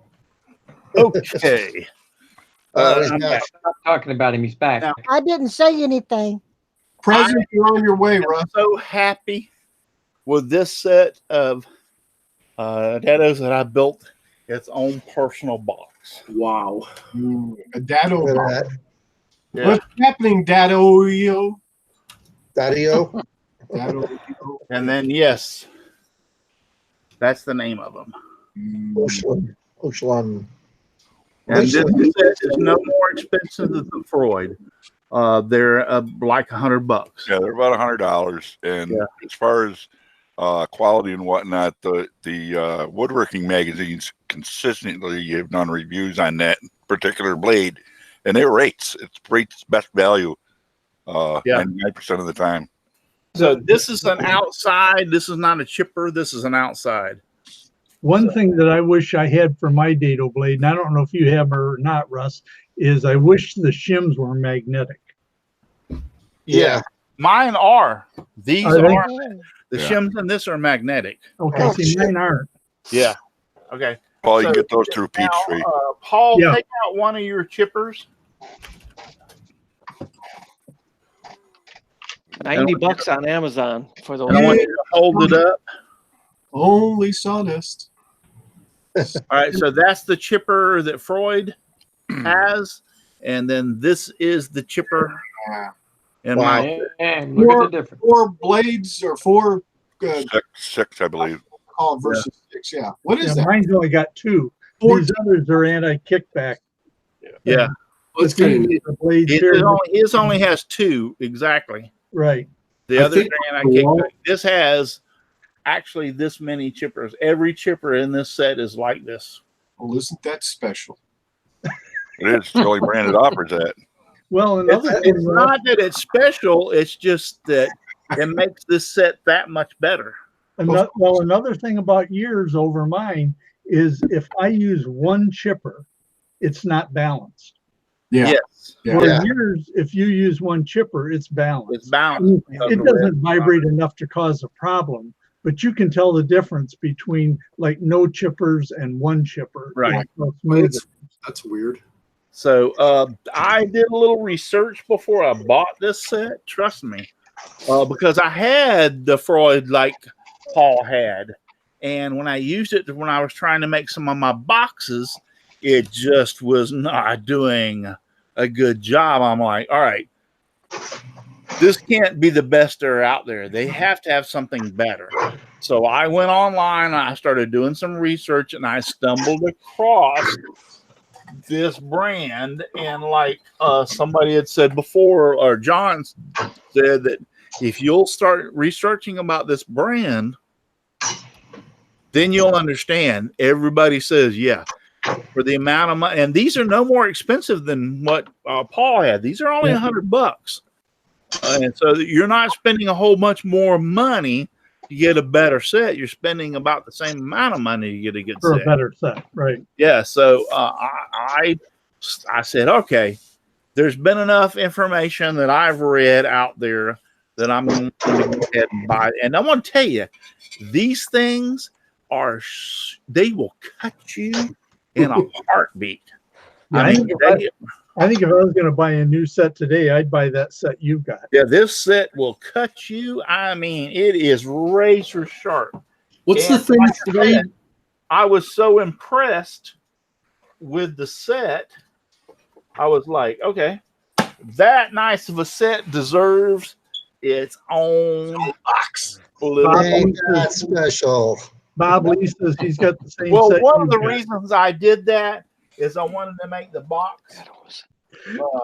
that, and then plus so I could add these or anti-rust things, because you remember my shop Is it out there is kind of like high humidity. This Yeah. part of the shop's air conditioned, so I put the one of the reasons I specifically designed this box was so that I could put these anti-rust things in there and keep the blades from rusting. Are you saying anti-Russ or Anti-rust. Anti-rust? I want one. Daddy, Anti-rust My anti-Russ one's right here. Yep, anti-rust block. So Paul, let me see your chipper again. If it's still handy. Okay. Here's one of mine off. This is one of mine off my set. I have been so tied up talking. Has anybody noticed any questions that are out there? I don't know. What's the thinnest blade you guys have ever seen out there? Like 16? The one I have from Table Solutions. Is it a 16th or? It's as thin as a dime. Type in your computer right now and go to Total Saw Solutions and go to their micro kerf blade. You know, last time we talked about the dado blades, I think is when you made your box. Yep. I couldn't remember the brand name on mine. I got it for like $20 at the Woodworker show, but it's a Lifetime Carbide. Harbor Freight, indeed, yes, indeed. I'm gonna tell you, for the amount of times I've used it, it works like a charm. And I'm not discounting. When I was making my boxes, when I started into that little thing, I wanted to make boxes, and I made a few of them. I realized real quick that Freud set was just like, "Oh, this is not going to cut." Well, the other thing you said, like, I wish these shims were mine magnetic. are magnetic. Yeah. The only times I've dropped this down into the table saw. Yeah. Well, mine's bad because mine being a cabinet saw with the dust collection, I have to actually almost take the side off of the saw to get down in there to get the damn thing. I'm the same way. I've got the Porter cable. I don't have a dust system on it, but I got to disassemble underneath to get anything. So I remember Luana Pierce saying something about what saw. Okay. I've heard a lot of good things about the DeWalt contractor saw or the DeWalt portable saw for the amount of money.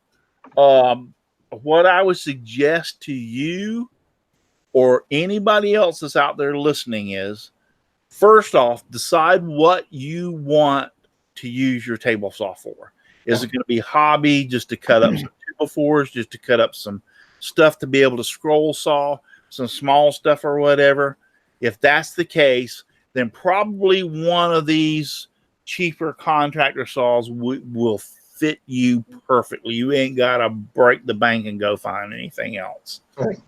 The DeWalt, I would highly recommend a DeWalt or something like a Rigid, one of the better brands. I wouldn't go with the Harbor Freights. That's one of the things I would shy away from. I've heard a lot of good things about the DeWalt, about the Rigid. And they don't break the bank. If you're wanting to Bosch also. Bosch, yes, I forgot about the Bosch. Yes, Bosch has a very good rating. Does Delta make a job site saw? They're all basically job site saws is what we're talking about. Yeah, I know that, but I said, does Delta make one? Yes, I don't know. They're low quality. One also, but all of them have the inferior fences and the quirks and stuff. But once again, we're talking about if it's your hobby shop and you're just needing to make, okay, so I have this piece of plywood that I need to get a 12 by 24 piece out of to cut my scroll saw project out of. These saws will do that. Or I have a project where I need to break down a 2x6 to get some stuff to, those saws will do that tremendously without a shadow of a doubt. If you're talking about, I want to build a set of kitchen cabinets in my house, forget it on those saws. Now you may need to step up. And I want to point out this too, and I didn't point out this before. Grizzly makes some fantastic table saws. Jerry Brown, or Jeremiah Brown, which is on YouTube, he has a Grizzly table saw, and he loves his. And I know 2 or 3 other people that love their Grizzly table saws. Grizzly runs them on sale every once in a while, and actually even when they're on sale, or they'll post free shipping onto their table saws. Now, are the Grizzly these are cabinet saws now. We're not talking about no longer contractor saws or anything. These are cabinet saws. These are high-end saws. They're not going to break the bank at $3,000 for a saw stop. They're running in there anywhere around $800 to $1,200. You can get them as cheap, and you can even get financing. Matter of fact, I have a Grizzly jointer, 8-inch, 6-foot table with a helix blade that I financed $899, and I financed it for like 6 months free financing. So they have some very good options out there. But now when you're talking about the Grizzly, now you're talking about more of a high-end saw. The Delta saws back in the day, like the Delta Unisaw, used to be one of the Mac Daddy saws there ever was. They don't make the new Delta saws that Lowe's and everything sells. They're basically like the rigid saw. They're basically like the other end. They're selling them for like $500 or $600, and their fences aren't that great. And you know, you get what you pay for. So you have to determine what you are doing, what you're going to be doing in your shop. And therefore, once you make that determination, then you can decide if you want to go with a Delta Unisaw or not a Delta saw from like Lowe's. That's fine. The fence is crappy. You'll probably end up upgrading the fence. I have $499 plus a couple $100, which is, so let's say $400, $500, $600 in my table saw, and it's a rigid, and I love it to death. It cuts everything I want. It cuts it great and true. When that one craps out, I am saving my money, and I'll probably go to the saw stop. Everybody's going to go, oh, you're going saw stop. Well, yeah, on the issue where money's a big deal. Yeah, well, and you're I'm going to save the money for it, and I want two things. It's a nice saw, and then I won't have to worry about my digits anymore. Because when I use the rigid, I have to be very careful, and I'll still be careful with the saw stuff. Don't get me wrong, but my point is you still, I have that confidence that if something happens and I go, oops, I haven't lost a finger in that oops when I use a saw stop. Just as a side note, that flesh sensing technology would have saved my stepson a couple of his fingers. Here about 6 or 7 months ago. I've had my saw for 13 years and I've never had any kind of injuries or anything. He was using it to rip down something. I still don't. I think it was a piece of pressure treated, and somehow or another his fingers came in contact with the blade. He lost the ring finger and his middle finger on his right hand. Lost the use of his thumb and his index finger on his right hand. So that's horrible. You can't be too careful, folks. No, you can't, and that's why I said if I hadn't have used the saw stop at the Rockler store, I might not have been so like, oh, I'd like to have one of these. I know the flesh sensing technology where it'll save your digits is a plus, but when I used it, I felt this saw is a nice saw. It's not just any flyby saw with a flesh sensing technology. The saw is beefy. It's got a cast iron table. It has a fence that is awesome, out of this world. I mean, everything about the saw is A plus. And then you get the skin sensing technology on top of it. So, you know, it's like I told my wife, you know, when that saw, or here in a few years, if that saw gives me any problems or whatever, or I get the money, I'm saving up money. I save up money for tools. I've got a little stash fund that I throw in there. So I'm saving for some stuff. Where's your stash located? Where I was going with that, you know, with the folks that, you know, very limited funds and whatnot, and even a good fence is still, you know, not cheap for some. Yes. When you start making the table sleds and stuff, can't you? As long as you can make a sled for your table that will compensate for the fence, yes, you can. Okay. A lot of people make sleds to cut stuff more accurately on their You know, tables. as long as your blade is staying true and not doing anything wonky, you're Right. Well, most of the time on these saws, the blade, if not is not true, can be adjusted to be track true Yeah. to the miter slots. So without too much of a problem.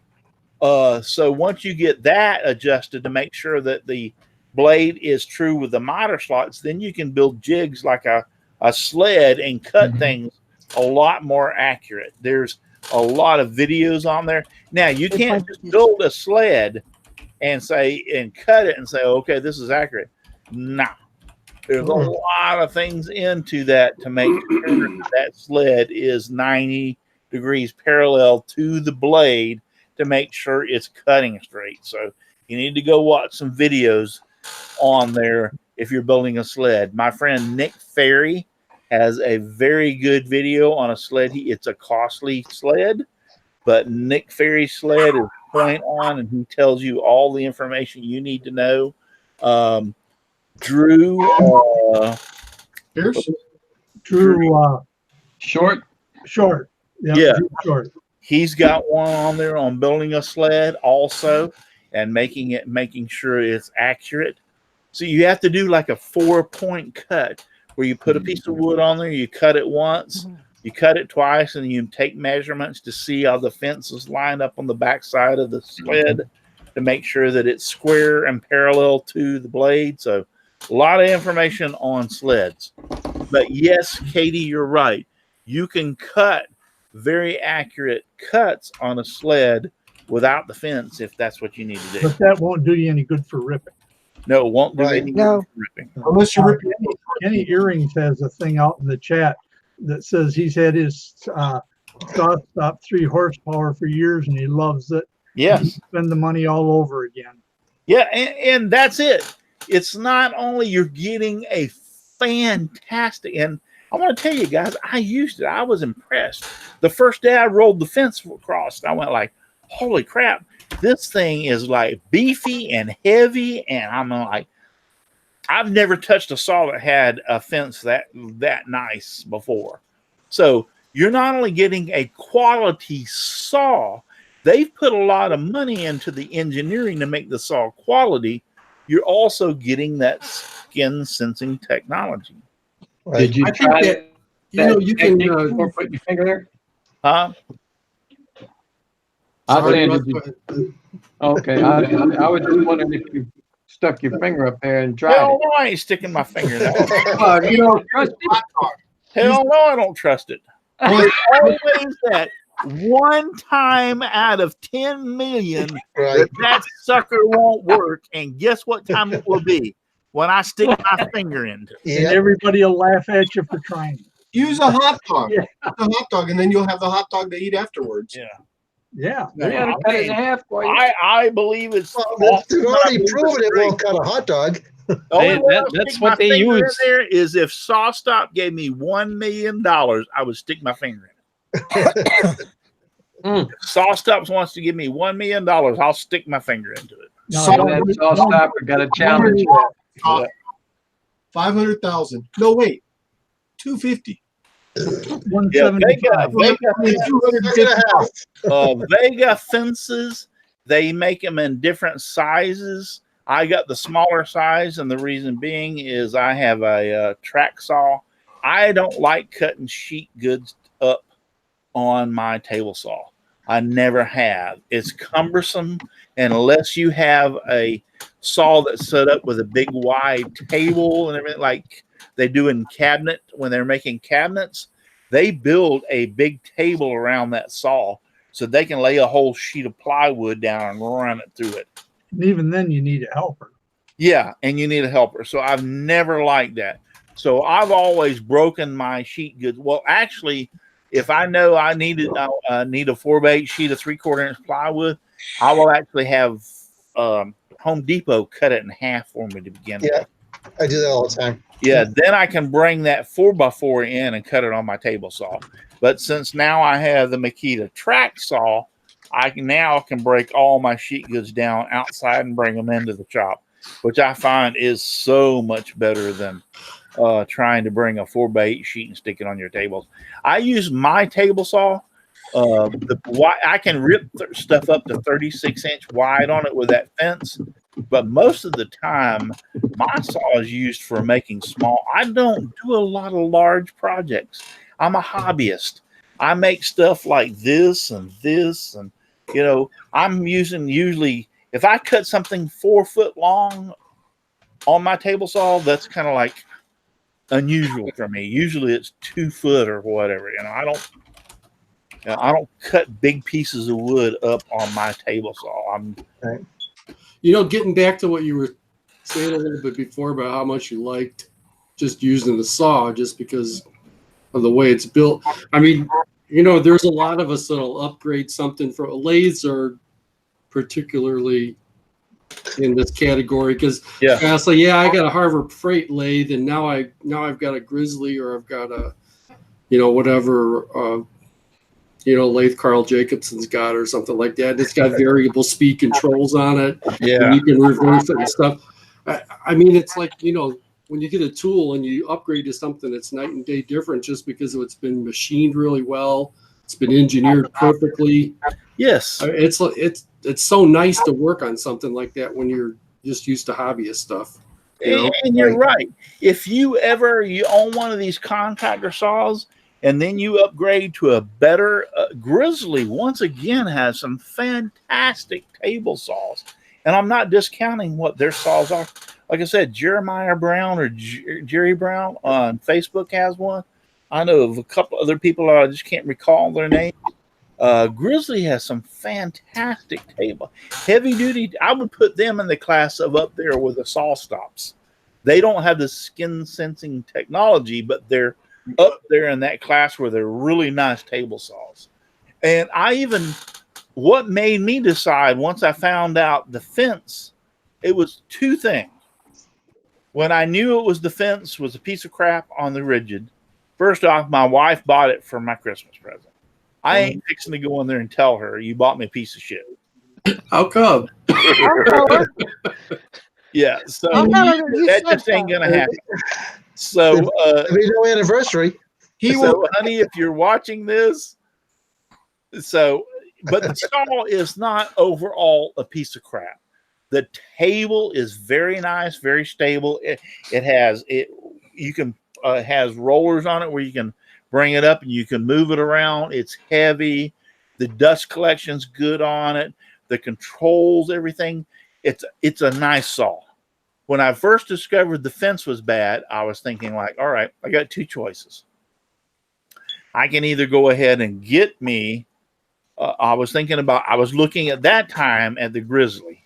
I was thinking about I can go ahead and order me one of these Grizzlies or whatever. And then I got to talking, and Rob Franklin, I believe is his name. When I was at not last year, but year before last, Rob Franklin and I were talking at breakfast, and he told me that he had the Grizzly or the Home Depot saw, and I believe I might be wrong about this, who I'm talking about, but anyway, he told me he had that saw and the fence sucked, and he bought the Vega fence and put it on there, and the saw was fantastic, and he loved it. So when I came back, I went like, all right. So I started looking online at all the things about the Vega fence. The Vega fence was only like a couple of $100. And I'm thinking like, all right, if I can increase my $400 or $500 saw for only a couple of $100 to be that great, I think it's worth doing that. And then the sentimental value is there because my wife bought it for me. So I ordered the Vega fence, put it on there, and boom, I am totally tickled. I mean, I couldn't be happier about the performance, the accuracy, everything else about the saw. I'm totally happy. Now, what later on down the road, yes, I'd like to go for the saw stop, and that'll be in the future. But for right now, I'm tickled as a pig wallering in slop. Did you see how he got out of trouble with his wife for saying the sentimental value and he loved it? Did y'all see how he got out of trouble? If Nancy's watching, Yeah, Right it's sentimental value. I love the Hey, saw. Nancy, Bought if it you for want, me. Well, she can't help that the saw was great. The fence sucked. the hole gets deeper, Russ. Yeah, I know. Well, you can also go back. You're talking about the Delta saws now. Delta's base model that they sell at Home Depot or Lowe's or whatever is basically a piece of crap. However, if you go on their website, there are upgrades available for that saw, or upgraded, better starting saws than that one. Yeah. They have the unit fence and they have the Biesmeyer fence. Unit fence is better for general work. The Biesmeyer is more of a cabinet saw grade fence. But it's going to cost you. I mean, it's Yeah. a Delta contractor saw with a Biesmeyer fence is going to put you back about $900. Yeah, Which and still that's isn't what I too was- bad. And I looked at the Biesmeyer fence, like you just said, John. I looked at the Biesmeyer fence to put on that saw, and I went like, "Whoa, wait just a second." Time I put the Biesmeyer fence on there, I can buy a damn saw stop, Right. Yeah. So that's the reason that when I was searching around, and then I run into Rob, and he told me about the Vega. The Vega was only like $189 for the fence I got. So I'm like, okay, that's more reasonable. And then when I talked to somebody personal, when I trusted him, and we were talking about the saw and everything, and he told me about it. All right, since I talked to him, $189, I'll go for the $189 is to better the saw. I'm not going no $900 for a fence for a damn $500 saw. Right. The other No, I thing mean, the saw and fence. Yeah. that I'd like to touch on more for those outside than you guys is the riving knife or splitter Yes. to help keep the kickback to Well, a minimum most of level. the time, those are part of the saws. Yeah, my saw If you doesn't got have an older saw any- that may not they Well, won't yeah, may not have a riving knife. A lot of your older saws don't. Mine doesn't.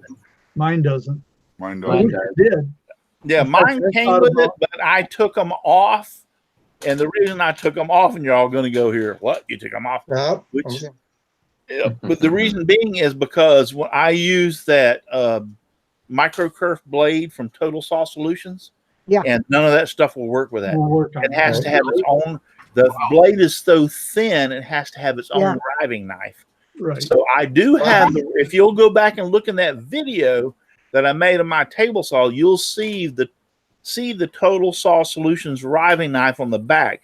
But I can't have the anti-kickback and stuff on there. It won't work for that. Now, is it micro jig that makes the things that go behind the blade on your zero Yes. clearance? Yeah, TMJ splitters. Yeah. Is I that what have they're called? mine instead of those. Now, if I have the riving knife that I can put, my riving knife can, in other words, if I want to put a regular blade back in, which is normally a 1/8 of an inch, onto my saw, I don't put the anti-kick device and everything because it's too much of a pain in the butt to go through. But I will put the riving knife back on that came with the saw because it only takes 2 screws.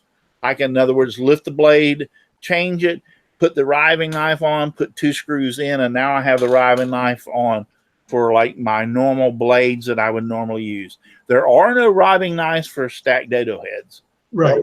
No. But you're not making through cuts with a stacked blade. No, you're not using.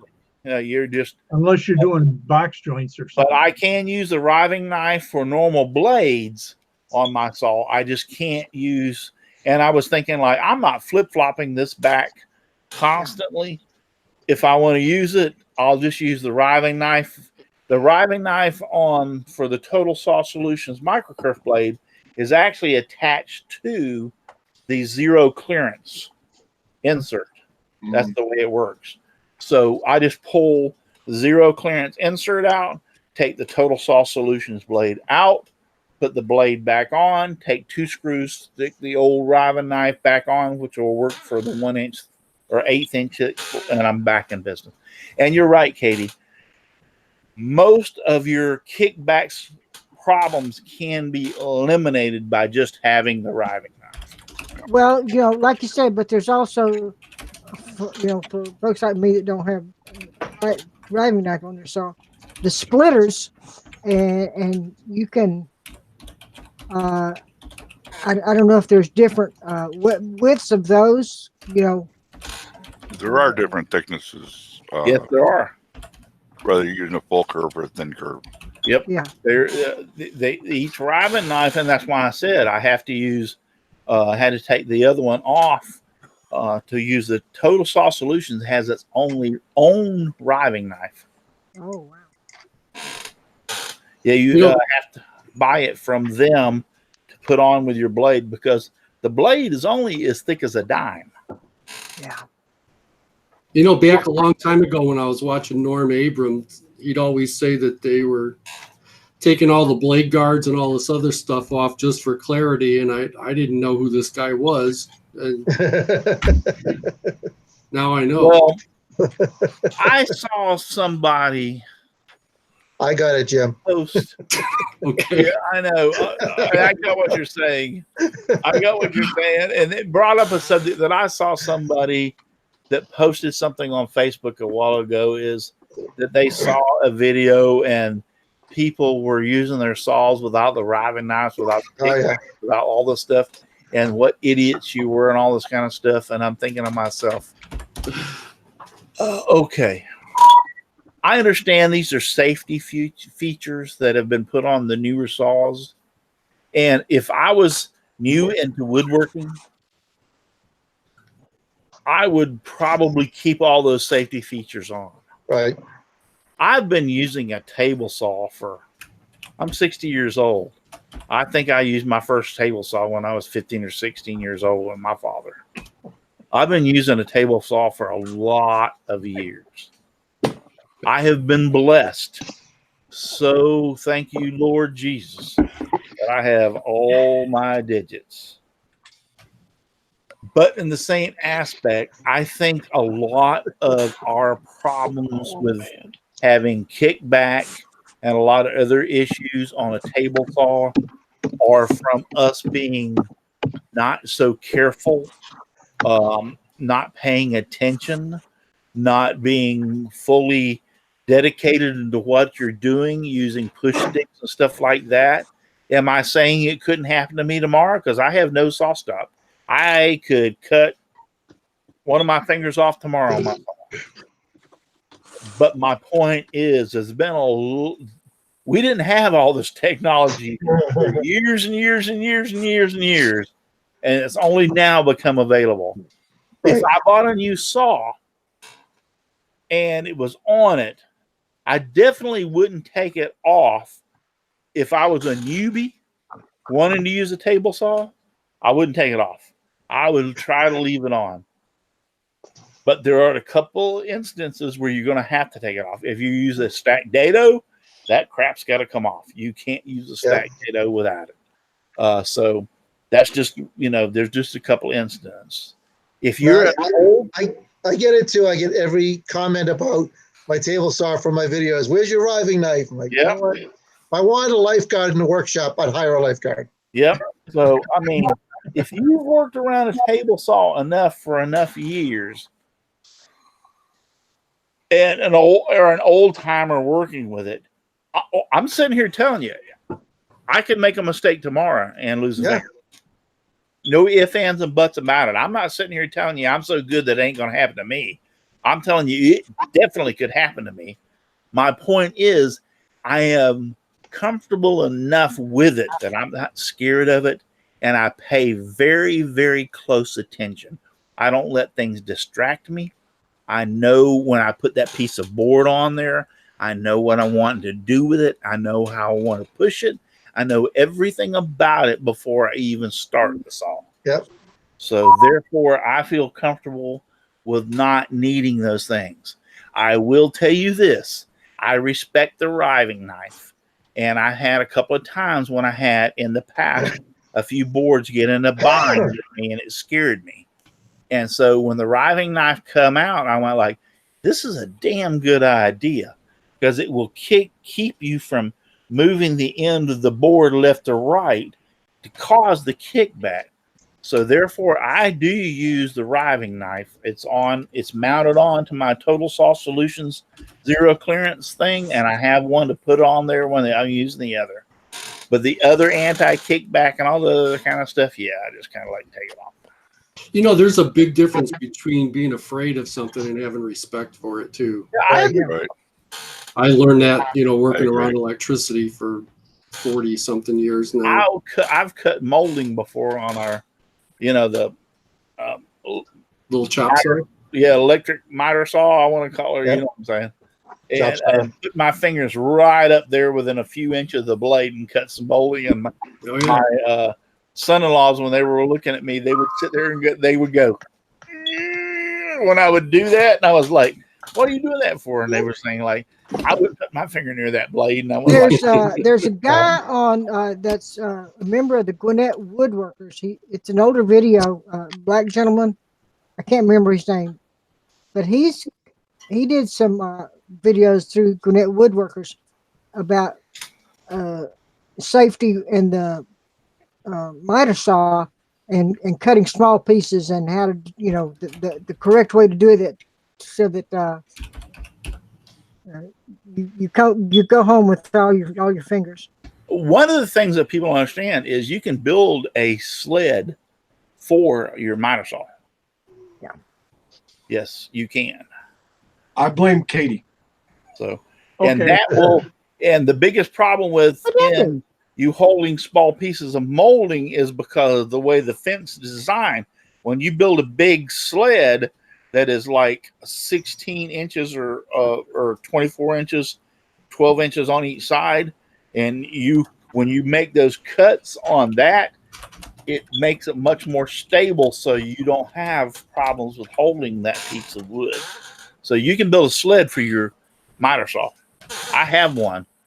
I have one for the straight, 45 left and 45 right. I dropped a link in our chat room over here. That YouTube video was the one that like totally opened my eyes to kickback and stuff. Sure, I'll do it. If Al can drop it in the big chat I'm on on the it. left screen. Yeah. That guy wanted to demonstrate what kickback was like. Oh, so he forced the guy that turned it into an intentionally. Yeah. Yeah, and he I mean, always took his damn hands off. Yeah, if you all out there in the chat can watch this, I mean, it'll make a believer out of you. Yeah, I saw that. And I went like, "You were a friggin' idiot." Well, and he even said that. You know, he goes, "I'm an idiot for doing this." He said it. But what it illustrates is that when you lose control of a piece of wood around the blade pulls, because of the way the wood is taken off, it pulls your hand into the blade. Toward the blade, yes. Yeah.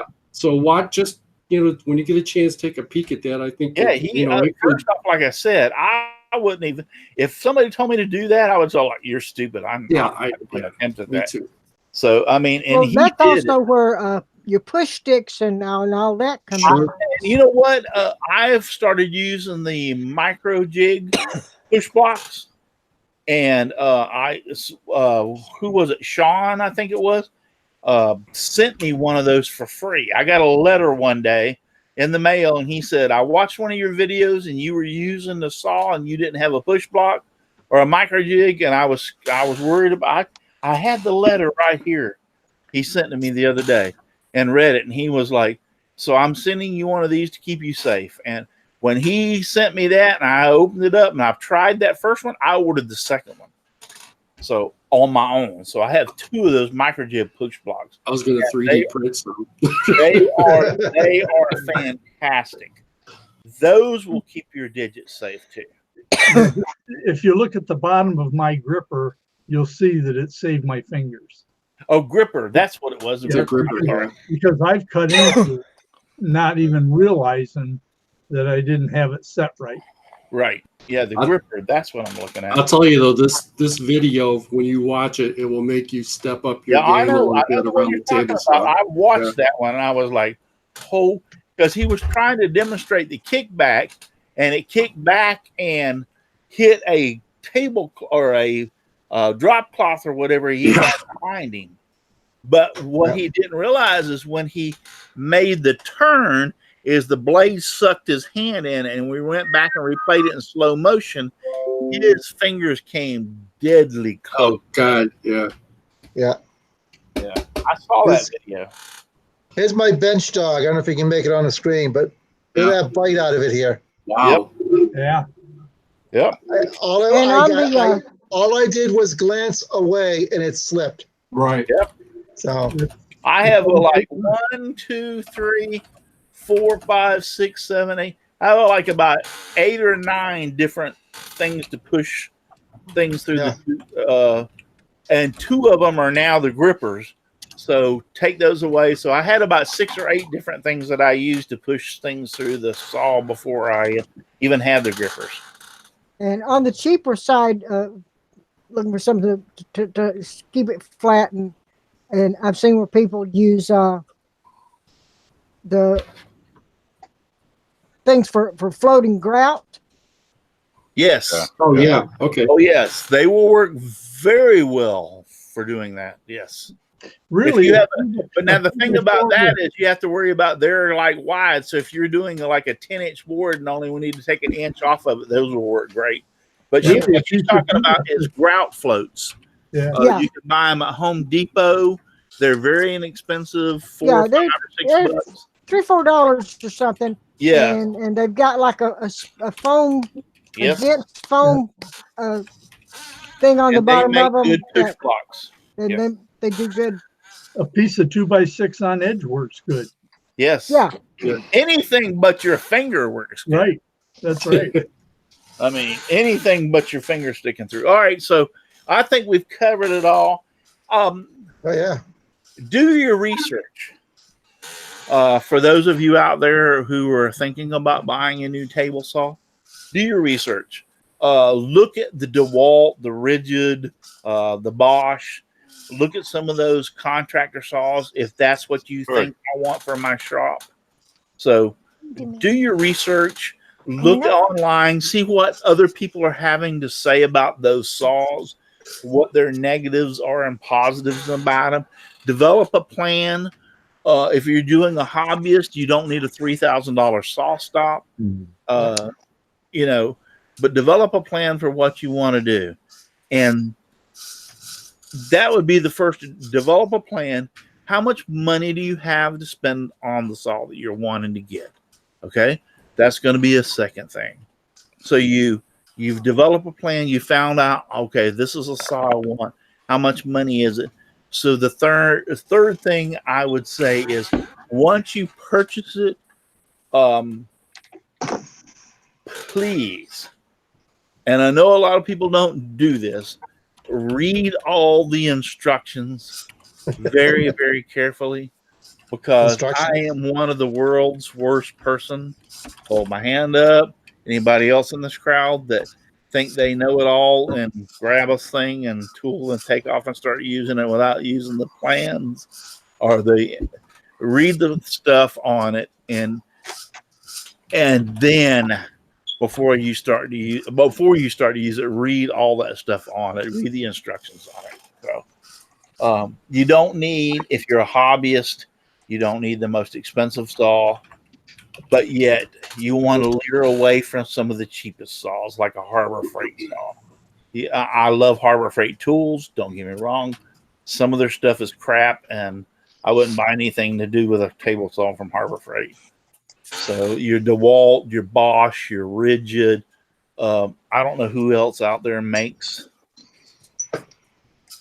another saw that would be like that. And the contractor saws seem to be the way a lot of people are going for their small shops because they're so cheap. Read what people have to say out there. That brings up another point. Sorry, John. Go ahead. A definite avenue to explore is go to Craigslist or something like that. But do your research first. Don't just go in there and say, "Oh, geez, I got this great Delta saw, and you only want $200 for it." Well, chances are it's either worn out or needs work or something. Yeah. But it might be okay. Ask questions. see if you can use it. You know, if he has it hooked up for you to use. But don't be afraid to shy away from a used saw. A lot of times they're pretty good deals, and you can upgrade them. Who is that beautiful little young lady over there beside you? That's my granddaughter, Nevaeh. Hey, bring her up here. Come here, little one. Oh. Hello, There she is. Oh, he's famous now. That's a she. What's her name? Nevaeh. Nevaeh. Hi. Hi, Nevaeh. Wave, honey. Nevaeh. Can you wave at us? Hey. Hey, Nevaeh. She's 3. Yeah, she's beautiful. Jimmy's birthday. Oh, Yep. happy birthday. Happy No, birthday. it's her brother's birthday. Oh, her brother's Ah. birthday. Yep. He's in I his love dad's. your curly hair. You love your hair, honey. Cool. She's just getting ready to go to bed. Oh, okay. It's 10 o'clock. Night, Let's go night. All right. Everybody said Well, night-night. yeah, we're fixing to cut out of here ourselves. So Okay. Hey, Russ, let me add one thing real quick about table saws, and I've known people to fall for this. Think about where you're putting it too. I've seen people go out and fall in love with the big cabinet saws with all the bells and whistles, and they get it home and it takes up 80% of the shop. yeah. So, you know, it sounds like a silly thing, but I've seen it happen numerous times. So somebody out in the chat, I don't remember exactly who it was, said something to the effect of that he kept moving his saw around because it was easier to fix the window, I think, than to fix Oh, the Aussie. Yeah. Yep. Yeah. All right. Before I forget, Giveaways. Yeah, we talked about this earlier. All right, if you want one of these prizes, right? What if we want both of them? Well, then you got a problem. Actually, you could get both of them. I Okay. like your thinking, Al. Yeah. See, I'm looking for my sheet. Russ, I'll send you $20. All right, if you want, I'll drop the blue box. Send an email to contest@simplywoodencreations.com.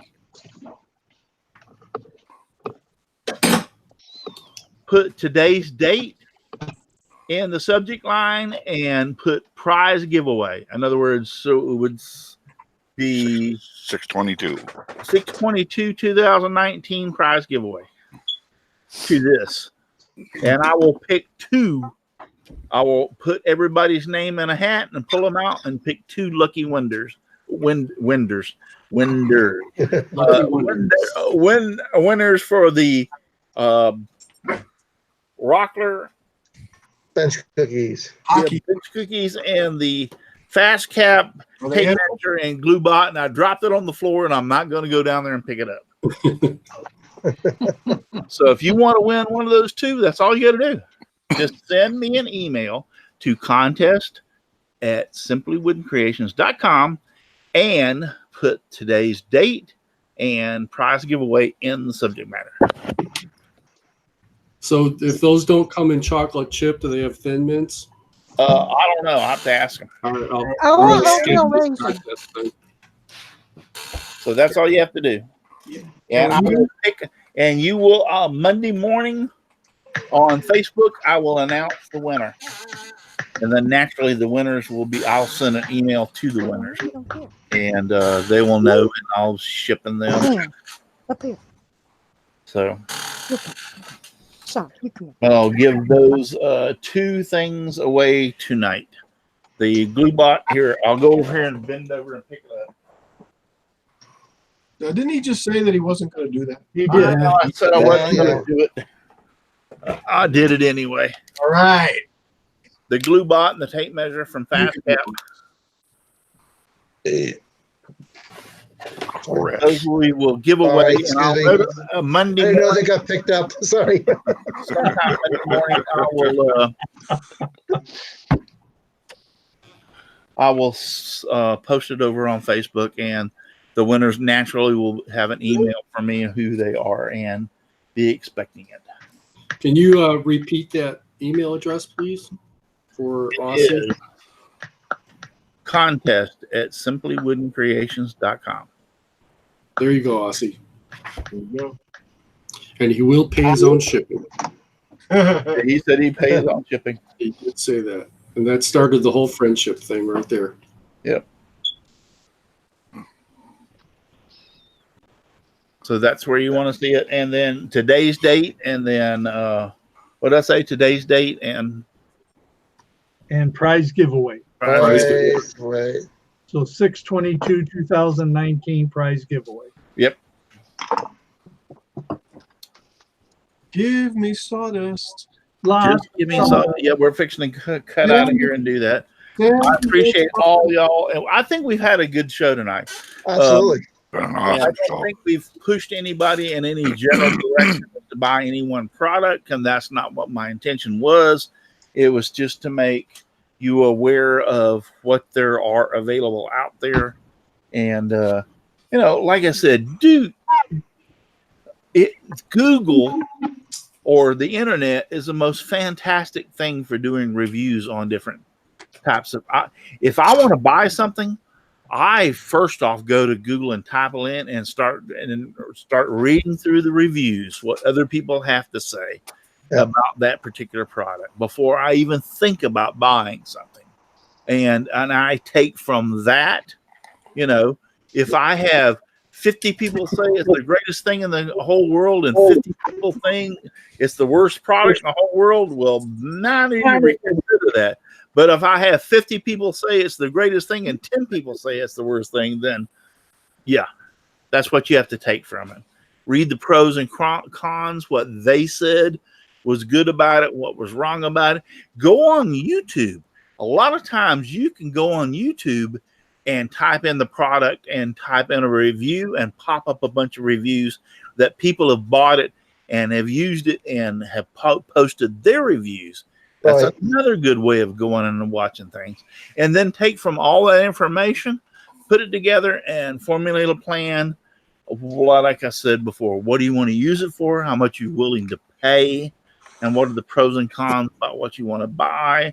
And then just use all that information for informative stuff before you make your purchase. And I think you'll be happy because there's a lot of people that are using some of those contractor small portable saws to do some fantastic work that just blows me away. They put them in portable benches where they roll them out of their garage onto the driveway and make their cuts and stuff. And I'm like going, wow, this is really, really cool and really in depth. So a lot of things can be made out of something that might not be what normal people would use it for. So, and who's normal people? Yeah. This is a little off topic, but there was a YouTube video I watched one night where this guy built cabinets using nothing more than a Festool track saw and an MFT table. Yeah. And he did a nice. I have seen people, and I watched videos where they took a power saw and flipped it upside down and bolted it to a piece of plywood and made their own fence and cut stuff and made cabinets and stuff out of it using just a regular old 7 1/4 circular saw. Yep. By the time you buy the MFT and track saw, you could have a table saw. Yeah. Saw stop. Yeah. So yeah, I've seen a lot of things out there. So, but I just wanted to make people aware of what was going, what was out there. So I hope I've made some new friends tonight after Steve Good made his post, and I know we've had up to 48 people watching. We have 32 people watching right now. Thank you so very much. We have 38 thumbs up. Oh, wow. Philip Daniel says, great show. Thanks for all the info. You're welcome. You're most welcome. I wish I've been able to pay. When we do shows like this, it's hard for me to pay attention over to the chat, and I do try to look over there as much as I can to see your comments and stuff. But so it is hard for me when I'm running my flapper so much. So anyway, so we're gonna cut out of here. It's time. It's 10 o'clock. Holy crap! We've been out here for 2 hours. 10:16. Yeah. So it's time to say goodnight. Thank you for watching. I appreciate it so very much. And there's only one thing we have to do, and that is just give me sawdust. Lots of sawdust all around me and everywhere. I like it flying all around my shop and even in my beard and hair. Good night, everybody. Good night, boys and girls. Good night, folks. Right. Finish them up. Night, Remember, friends. Night, everybody. just remember, you don't have to go home, but you cannot stay here. But we are. You can't stay here. We're staying here. Yeah. Good night. Night, Night, boys everybody. and